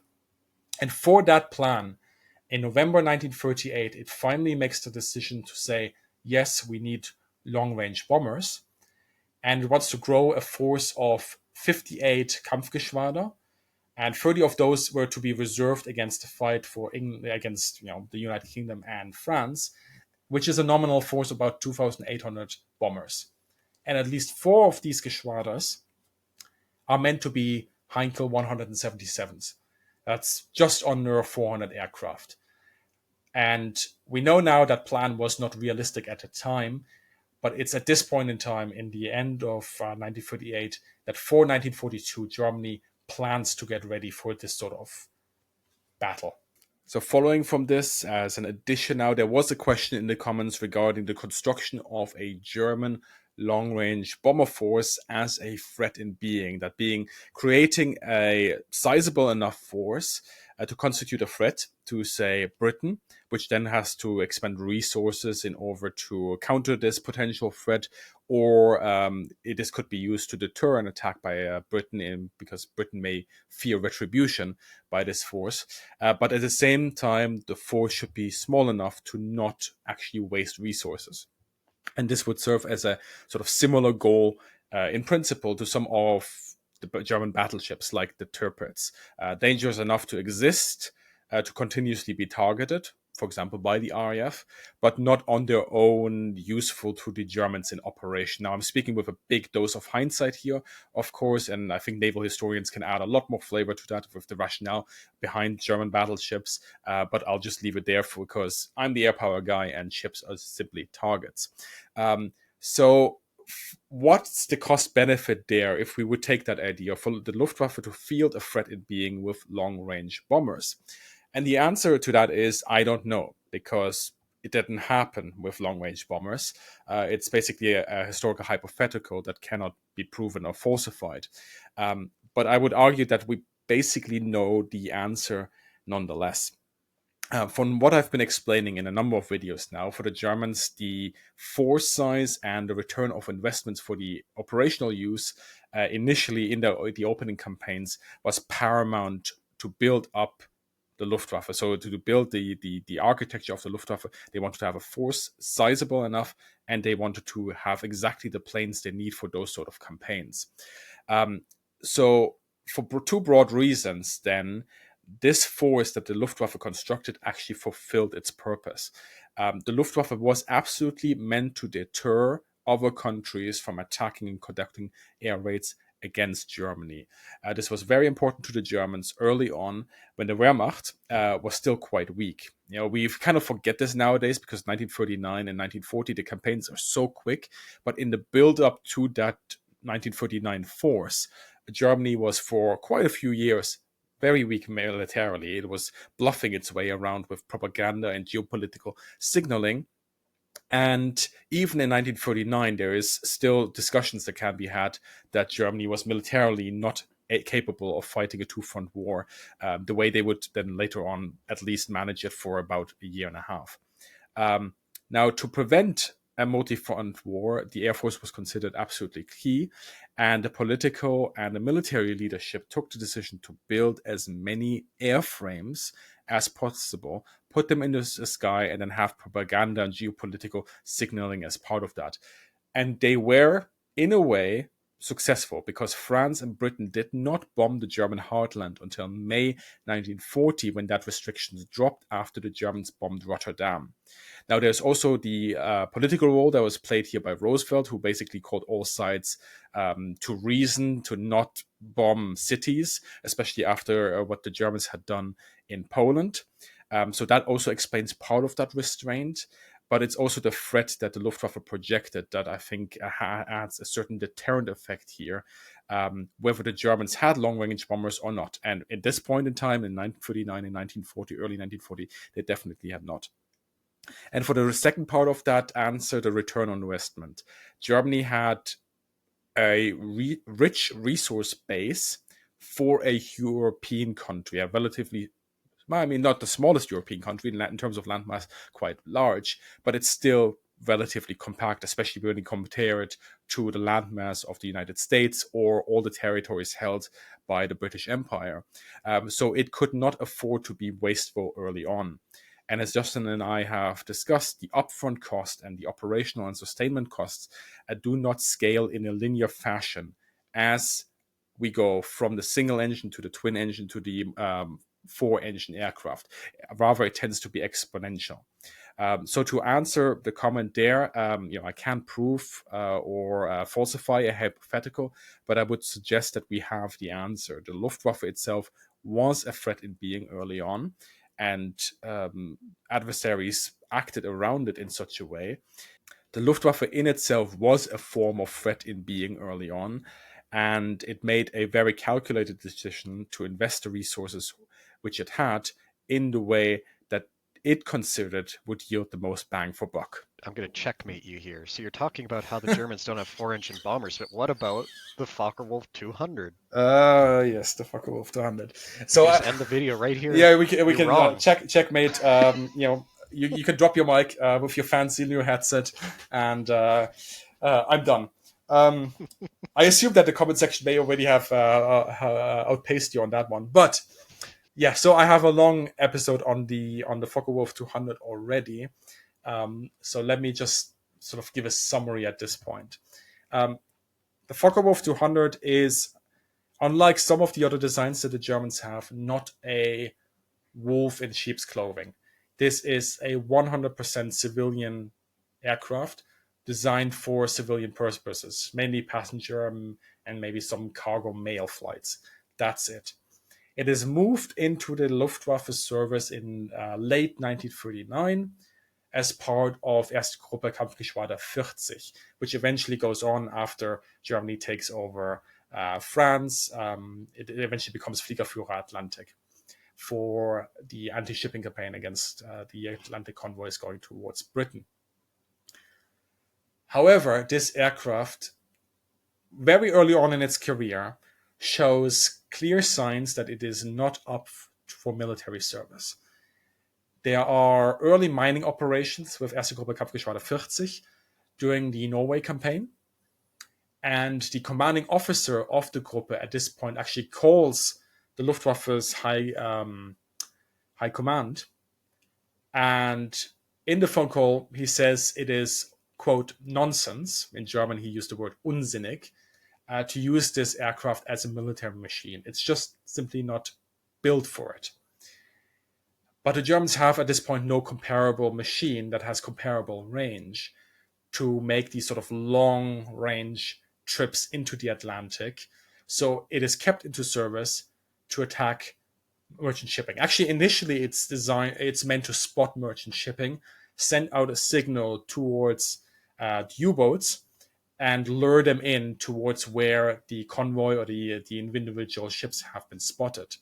And for this, of course, you need loiter time. Yeah, you fly to the search area, these vast distances over the Atlantic. You need to get into the areas where the ships and the convoys are operating in, and then you need to fly a search pattern there, and then you have to come back. So that's you need a lot of loiter time. You need endurance for an aircraft. So yes, the Focke-Wulf 200 had some of that. However, it turns out that an aircraft is a lot faster than a U-boat, which is a big shocker. So instead of just spotting the ships, the transporters, and telling the U-boats where they are, it became more usual that U-boats would tell where the ships are, and then a Focke-Wulf 200 would be sent out and would arrive in the area where the ships or the convoys were spotted and would then be able to engage. And it did so at the start fairly well. But there's three things that are really hampering it. The Allies start introducing AA guns on their ships, and that causes a lot of problems for the Focke-Wulf 200 crews, which were initially coming in at very low levels and being able to, bomb defenseless merchant shipping. That's no longer the case. So they have to go to higher altitudes where being hit by AA is less likely, which reduces their accuracy considerably. The second issue is that this aircraft has very poor serviceability and maintenance characteristics. And there is also, and this comes out of sort of this design for the civilian market, I think it's an assumption at this point. It can't really be proven for reasons I will go into just in a second. But it's assumed that a lot of Focke-Wulf 200s are lost to catastrophic structural failures rather than enemy fire, because they are pushed into flight maneuvers that they were not designed for. And if you think about sort of a Focke-Wulf 200 coming in at a shallow dive against a ship, dropping its bombs, maybe there's return fire, so it starts pulling maneuvers. It's going through, a flight envelope that it wasn't designed for. And there are, rumors enough that quite a few of these aircraft just simply fail structurally. And because this happened over open water, and because maybe they also sunk the ship that they attacked, and there were no witnesses, neither from the crew that was saved from the plane nor the ship, it's an assumption for now, but it gives you sort of an idea of what this aircraft was probably going through, what it was not designed for.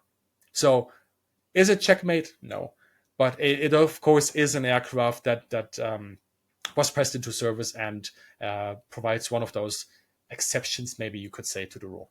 So I guess the other one that you've already mentioned before, and I've at least heard of, I'm not super well versed on a lot of German aircraft, I will admit, but I have heard of the Heinkel 177.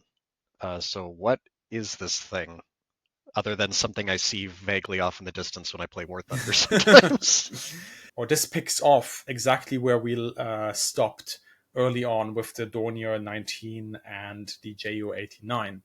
Because there is this sort of tacit understanding between Heinkel, the Luftwaffe, and the Air Ministry that Heinkel will design the future long-range bomber for the Luftwaffe.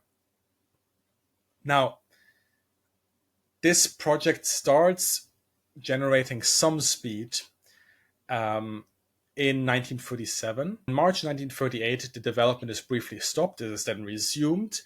And when the first prototype flies in November 1939, this is when it is basically immediately pushed into production.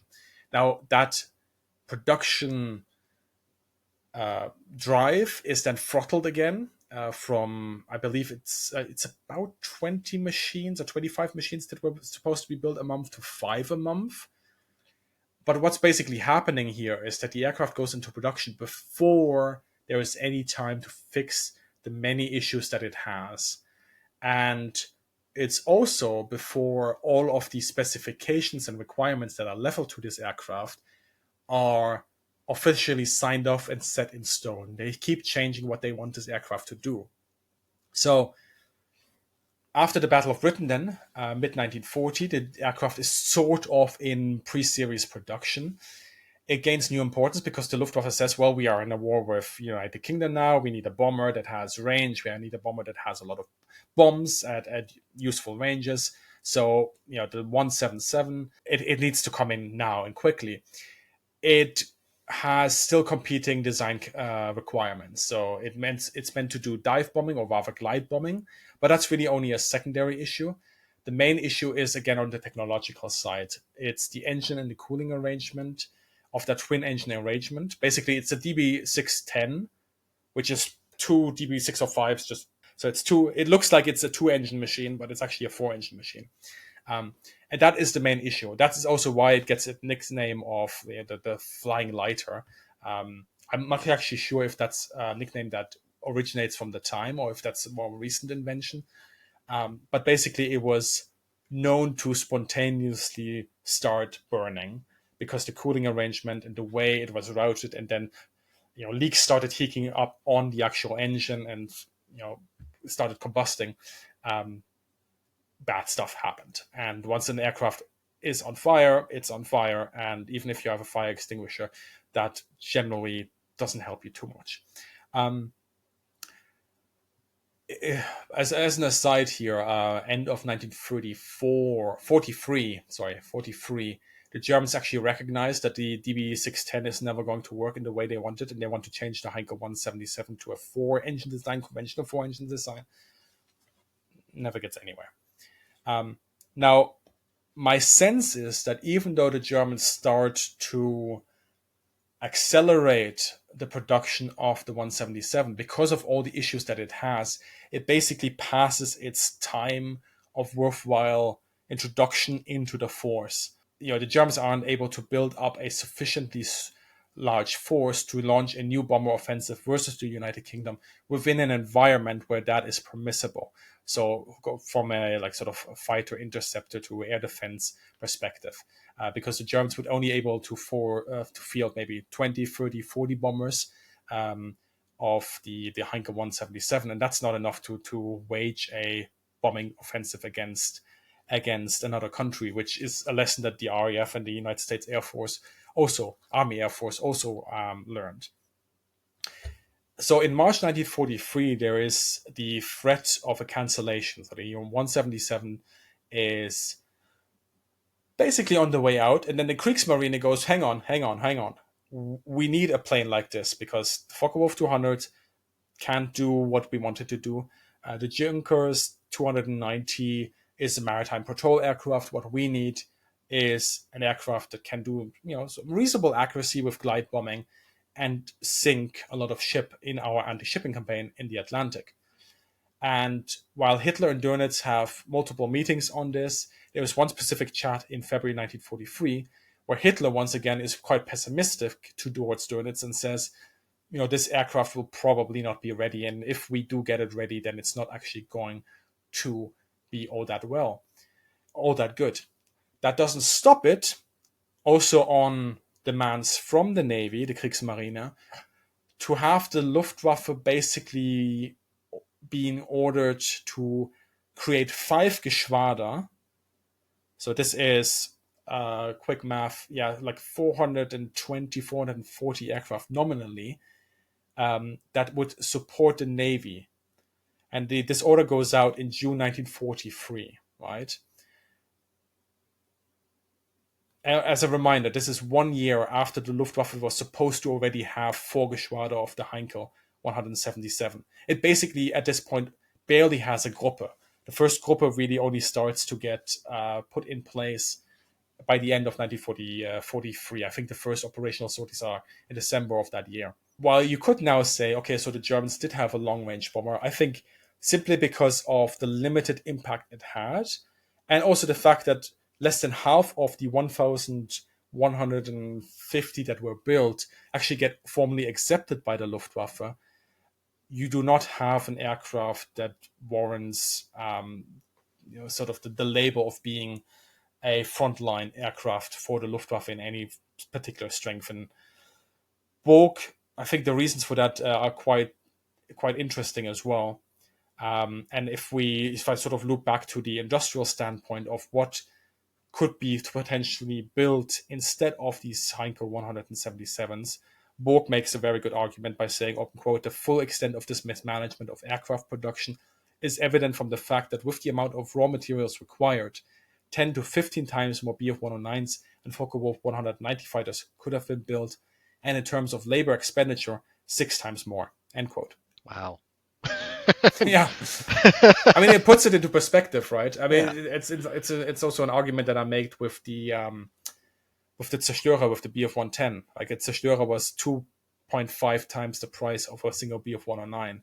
So that sort of starts. You can sort of see where the resources are going and how you really have to be careful with your force architecture, so you don't lock yourself in one track and then suddenly you're missing fighters, or you're missing bombers, or you're missing whatever. Yeah. So I guess we will now address what a lot of people have probably been eagerly anticipating, and that is the menace that is the America bomber. Although I guess it was a menace, it's just maybe not to what people think. Yeah, menace to the bureaucracy, probably. I mean, yes. So the Messerschmitt Me 264 is probably the aircraft that is mostly in line with the so-called America Bomber project. Just like the Eurobomber project, it has a fancy name that creates all sort of illusions. But let's stay with the facts here. The Messerschmitt Me 264 is initially carried, like sort of designed by Messerschmitt's own initiative. But there is interest that emerges in the Luftwaffe around 1941 for this project, at which I think 6 prototypes are ordered. The actual America Bomber project was only launched in 1942, when the German Air Ministry put out that request for a long-range bomber that could strike the United States. There's various designs that are linked to this: the Focke-Wulf TAR 400. You have the Junkers Ju 390, which would have been an extension of that Ju 290, which I already talked about. And of course, also the Heinkel HE 277, which would have been an extension of the 177.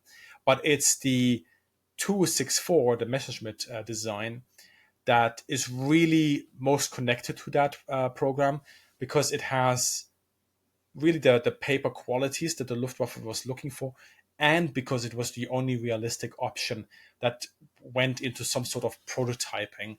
And yeah, it's really interesting. So I had a previous episode on this aircraft, and in that one, thanks to Dr. Klaus Schmieder, who wrote a book that also touched upon this subject, and basically Hitler's fatal miscalculation of declaring war on the US, which of course this bomber is part of that story. Even though it is a project that is running in the Luftwaffe, it's never seriously prioritized, because realistically speaking, while it sounds good for the Germans, I guess, to have this long-range bomber that can fly over the Atlantic and drop a couple of bombs on New York, there is really no cost-benefit value to the Germans at this point in time. And one of the letters that Dr. Klaus Schmieder found in his research was actually from Claude Dornier, who we of course know from the Dornier company, who, and I'll just quote him here from my previous episode, open quote, a 1942 letter from Claude Dornier, whose company was briefly under consideration to take over the project, basically reminded a fellow production manager that the original idea behind the Messerschmitt 264 was a blend of propaganda and deterrence. So what this aircraft is basically meant to do, it is to fly over to the US, and either drop leaflets or drop bombs in order to say, hey, America, we can strike you, you better surrender now. That is sort of the functional idea behind that. But does that really have a cost benefit to the Germans? And this is where I'm going to pick up that industrial argument again of what could you actually build or man or staff or sustain throughout a war, right? So a German Kampfgeschwader nominally has a strength of about 93 aircraft, right? And in terms of crew, we are talking about around 340 air crews, depends on exactly which aircraft is in the Geschwader, and 320 support personnel, again, plus minus in the margins. If we were to compare that, let's say, to the closest equivalent of what the Me-264 would have had, which is the B-29, the American project, a long-range bomber, you have a very heavy bombardment group, which has about 45 aircraft, nominally speaking, and 2,000 personnel that go with that. So if we now move back towards the Germans and say, okay, so let's take the B-29 support infrastructure and the amount of aircraft or like staff to aircraft as a guideline, basically 50 Me-262 would require the same investment of 2 full Kampfgeschwader of medium bombers. So basically half a Geschwader of Me-262 would require the resources of 2 full Kampfgeschwaders of HE-111s, Dornier 217s, Ju-88s, you name it, right? So Germany basically has to give up 200 medium bombers, fully well knowing that that the Luftwaffe basically needs these bombers on all different frontages that it has. And what it gains for that is 50 Me-264s. And I don't think that makes sense. And I suppose we can make the same argument here with the fuel consumption, right? So if a single Me-262, by rule of thumb, to have the fuel that this single aircraft would be able to fly at its most extreme range and then come back is basically the same fuel amount than 6 Heinkel 111s at a half fuel load, which allows them to have a operational penetration depth of 200 and 300 kilometers, which is exactly what the Luftwaffe was looking for at the time in its campaign. I guess another question that we can get into here is how are they basing them to actually reach the United States? As people have already watched my video where I bring up problem of like the very obvious problem if you stop and think for a second of basing. Yeah. So how is Germany gonna do that? Yeah. This is always an interesting discussion, I think, because maybe you've observed this as well. There's quite a reductive element to this on discussions that I see, at least on the internet sometimes, not in all quarters, but in some, where there's a very critical issue of like how do you base your force and how do you sustain it is completely left by the roadside, right? It's almost like the internet assumes that fuel, supply, ammunition, facilities, and the crews that make all of this happen just magically appear out of the ground just as the aircraft is leaving the factory, and then everybody sort of scurries off and does the job, right? It's obviously not so, and I believe most of our audience intrinsically understands this. But the basing issue is a really interesting one with the Me-262. With the Me-262 as well, but also with the Me-264, because there's basically 3 theories out there about how this could have happened. Either the Luftwaffe would have used the Canary Islands, or it uses the Azores, or it uses France, right? So let's go through those in turn. The Azores are under control of Portugal. Although Portugal was sort of right-wing leaning, it never threw its hat in the ring with the Axis. And in fact, progressively, it starts more and more drifting towards the Allied quarter. And in 1943, Portugal actually agrees to provide access on the Azores to the Allies. So I'm just going to ignore this option because there's also no sort of credible primary source that I know of that the Azores were ever really discussed in Luftwaffe. This seems to be sort of a theory that comes out later somewhere. Then you have, of course, the Canaries, right? And that would have been also quite a complex issue because what you would have to do is these are controlled by Spain. So yes, you have theoretically some good relations with the Spanish because Franco, fascist leader as well, but not normally formally on the side of the Axis at all. So you'd have to convince him to take a more active stance and become de facto part of the Axis, which is already a steep gamble. Then you would have to invest a lot of resources to get the island or one of the islands in the Canaries ready for the Me-264. And how many of these 264s can you even base there, right? I mean, if you've ever flown to those islands, I haven't. I've just looked at them from a satellite imagery. I mean, there's not that much space to build up a massive airport with basing, a whole Geschwader on there of 90 aircraft. That's pretty tough, especially at the time. So you have to build and extend the existing airfields and the existing support infrastructure. You then need to guarantee an absolute constant stream of supplies, either by sea or air, with a lot of precious fuel being sent to this remote place. And you're burning fuel while you're bringing it in there. So for every liter of fuel you're bringing, or for every gallon of fuel you're bringing in there, you're probably burning 2 or 3 gallons. I could probably give you a more exact measurement if I actually did the calculation.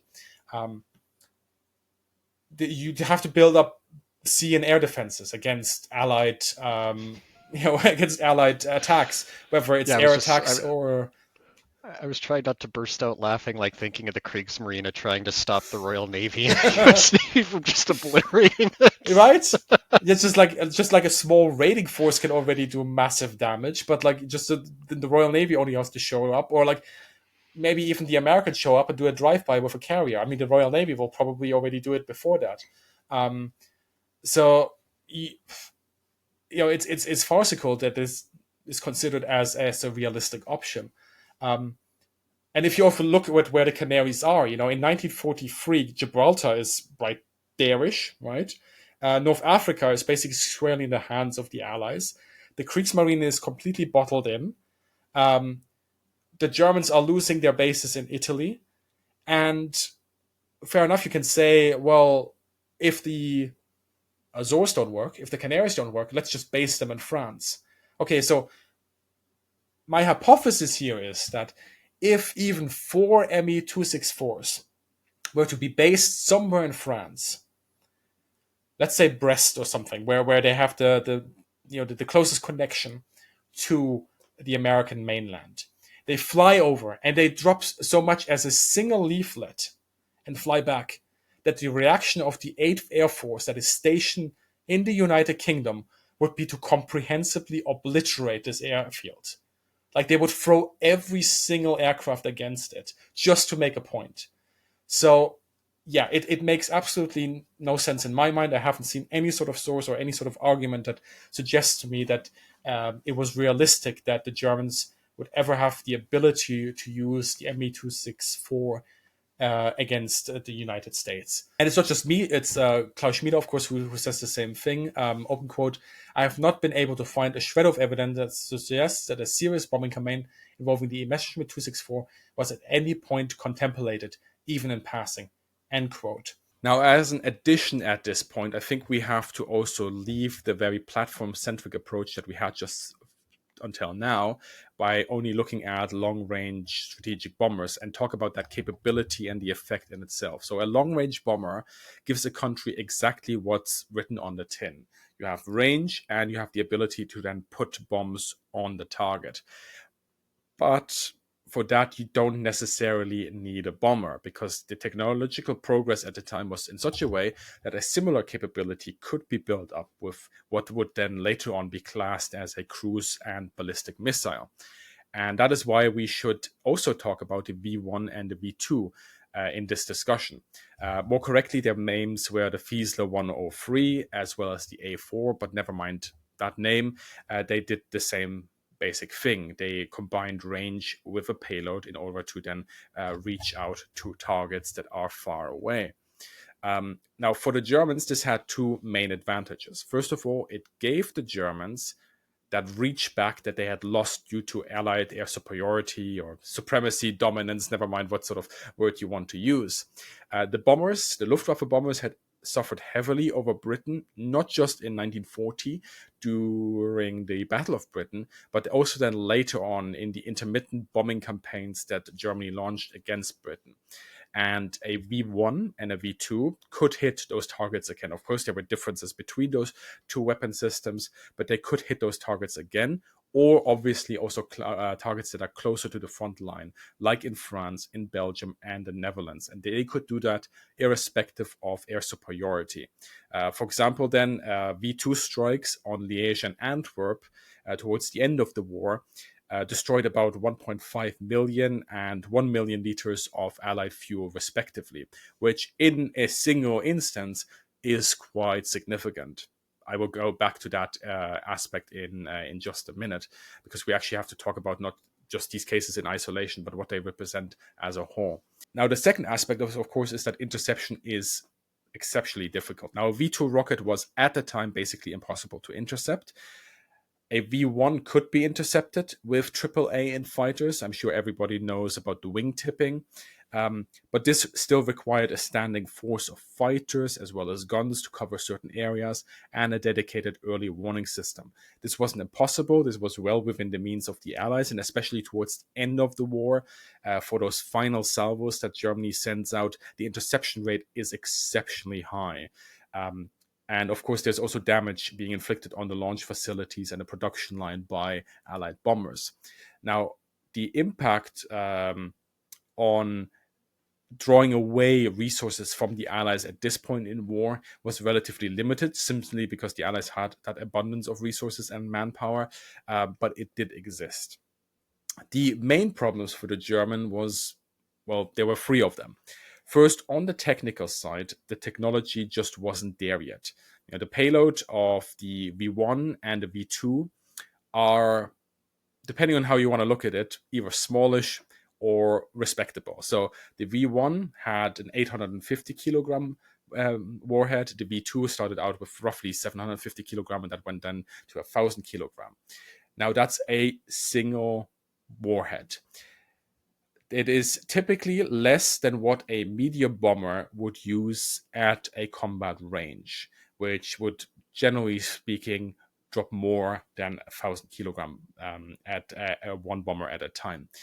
However, of course, the composition of that explosive mass is different. So sometimes it may just be better to have a single 850 kilogram warhead to inflict damage, rather than having 4, 6, or 8 250 kilogram bombs that are dropped on a target, simply because the way that explosives work, they scale exponentially again. So provided you have equal accuracy between the bomber and, say, a V1 may just be better because it has that singular warhead that can inflict the damage in a greater area. Now, from August 1940, and I think this is quite an important statistic as well for us to consider, to June 1941, so August 1940 to June 1941, the Luftwaffe dropped about 53,000 tons of explosives on London. And in the later on V2 campaign, actually the V1 and V2 campaign against London, that only constituted less than 6,000 tons in 10 months, so about a similar time frame, just later in the war. And this is where we have to consider that accuracy, because the V1 and the V2 were accurate for the time, considering that this was really pushing the envelope of what was technologically feasible, but they weren't precise weapons. Now, in clinical trials, for example, a V1 could achieve a circular error probable of about 800 meters. That means that 50% of the V1s that are being sent land within 800 meters of the target. During operations, however, it transpired that the average may be as high as a CAP of 12 kilometers, which, in terms of accuracy and hitting specific points on the ground, is just ludicrous to consider that accurate. Now, in terms of the economics that are also behind these strikes, the V1 was still far better than the V2, even though this accuracy problem. The V1, while it was possible to be intercepted, was very cheap. You could buy either one Bf 109 or 4 to 8 V1s, depending on which price you actually take from the Bf 109. It's a bit up to for debate. Or you could buy 80 V1s for a single medium bomber. And the payload to fuel ratio on the V1 was also very good and was far more efficient than using a bomber. And in terms of destroying or damaging structure, it comes actually out fairly similar to the Luftwaffe bombers at the time. We have some statistics there from the bombardments against London. And of course, there's the other benefit that Germany with a V1 does not lose any aircrew. The V1 or the Friesler 103 is a pilotless, cheap first generation cruise missile. There was a variant that could also be piloted, but it had absolutely no bearing on the fighting. Now, it's important here to consider just beyond the accuracy, even if it was more economical, it is not necessarily better at achieving the effect that is intended, but more on that in just a bit, because I also want to talk a bit more about the V2. Now, the V2's production, it wasn't easy. It required, at the time, a lot of resources, and because of the accuracy deficiency that the V2 had as well, the Germans didn't get a return on investment, and that's quite clear. So 6,000 V2 rockets were built, about 3,700 were fired, and roughly a third of those hit England, and then the rest are even among functionings or went into France, Belgium, the Netherlands, and so on. And while we absolutely have examples of successful hits, I mentioned earlier the fuel depots, there was no significant military impact. When used against London, then the V2 was not a military or even a strategic weapon because it did not pursue a military or strategic goal, but it was a means of propaganda, specifically towards the German population, of saying, hey, we are conducting reprisal attacks on London because of the Allied bombing. That was sort of the German propaganda message back at the time, which is also why the V1 and the V2 became known as vengeance weapons. Now, overall, and this is a really fascinating statistic in my mind, the V2 program required about a quarter of the funds that the US had invested in the Manhattan Project, but its effect was barely noteworthy considering this investment. And this is where I then go back to the V1. If we talk purely about the technology and the cost effectiveness, the V1 was actually fairly good compared to the bomber and was more in line with what the Germans needed at the time, because they couldn't achieve air superiority, operationally speaking or tactically speaking, especially in the West. However, Germany was never able to tie the strikes of the V1 and the V2 to actual operational strategic goals, at least not realistic ones. That means that the hits on military targets that were achieved, where they happened, were not in sufficient quantity and usually not linked to a larger ground-air campaign that had clear operational goals. So I guess in the end, where does this leave us? How would you like to sum up kind of Germany's four-engine bomber adventures? Yes, putting this all into a comprehensive conclusion. Let's see. I mean, I think there is a clear understanding in Germany at the time that yes, bombers are absolutely key in any upcoming conflict. They are the means that allows an air force to put firepower on the ground, right? But the development of these bombers was very heavily influenced in the early period by basically three aspects.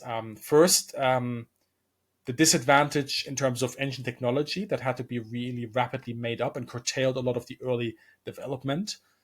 Secondly, then sort of this economic and industrial basis that still had to be built up and was in many ways built up very rapidly with the accompanying sort of training of skilled labor. But all of that would still always be at a capacity and resource disadvantage to what we would see with Britain and the United States later on.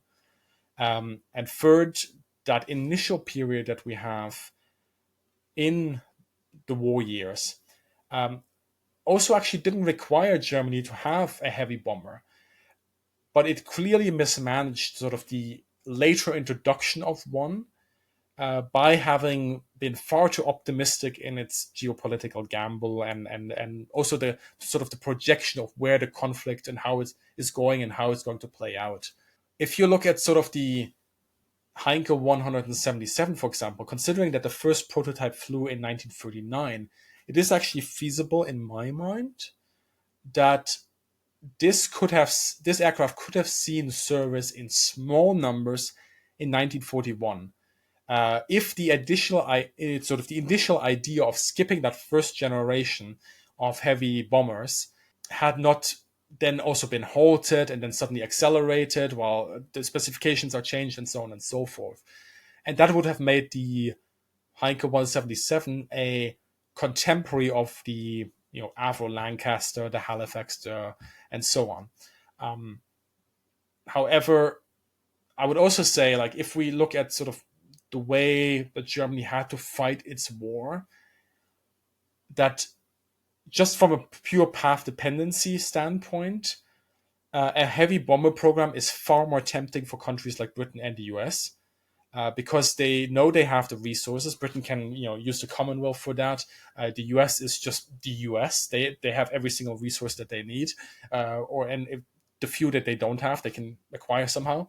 But also because sort of their geographical location meant that they had to field long-range bombers, and that the Air Force had to make an argument for these aircraft in particular.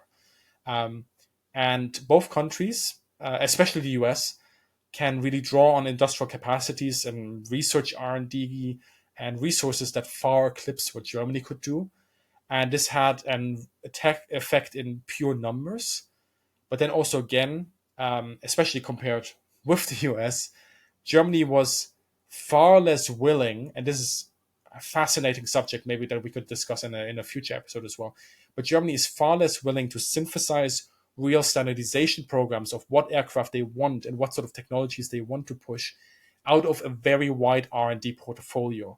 The US has, an amazing R&D portfolio, but they're very good at standardizing certain programs and understanding and putting their, wallet where their sort of mouth is. Whereas the Germans sort of want to do everything at all times and can't really put a focal point on specific elements. And that's why they also produce way more aircraft than they, not in terms of pure number, but variants than they should have. But maybe as the final conclusion here is that the lack of 4-engine bombers is not the reason I believe that Germany lost or that the Luftwaffe failed. I often find that such arguments are quite devoid of context, and they also fail to recognize that just because one country won with a certain strategy or a certain piece of technology, like the Allies with heavy bombers being one part of the puzzle, it doesn't mean that every single piece of that puzzle was superior, or that adopting that would have worked for another nation, the defeated nation, which quite frankly typically has a completely different reality to contend with. The Luftwaffe had to prepare for a completely different war to the RAF and the United States Army Air Force. And it's in a completely different situation and position. It has a variety of threats and dilemmas it has to contend with that are completely different from those that the Allies are contending with. So the initial choice made by the Luftwaffe to focus on medium bombers was quite deliberate and conscious in the requirements of a continental clash between itself and its neighbors. But it's really sort of that political and strategic blunder that happens time and time again on the German side, and also the increasing dogmatic decision making that are way more influential in Germany's downfall than the lack of a strategic bomber force. Well put. Well, thank you, Justin. That brings us to the end. Now we're out. Now we're out. Get out. Yes. Why are you still watching? Oh my god, this was an hour. It was meant to be 30 minutes. It's an hour. Okay, so I hope all of you enjoyed that, of course. It was a lot to condense into a few things, and I think it picks up really well from where we actually left off with the discussion on Japan as well. So if you have any sort of feedback, any sort of criticism, or you want to push back on individual points, I think you can put those in the comments. We would be very interested in seeing those. Any final words, Justin? Nope. I have no idea.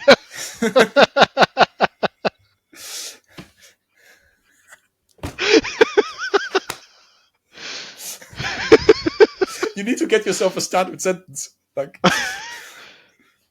Bye. bye. All right. As always, big thank you to all the patrons and channel supporters, and of course to Justin for hosting this conversation. And I wish all of you a great day and see you in the sky. Justin? Bye. Okay, so this will be the torpedoes up first. Torpedoes!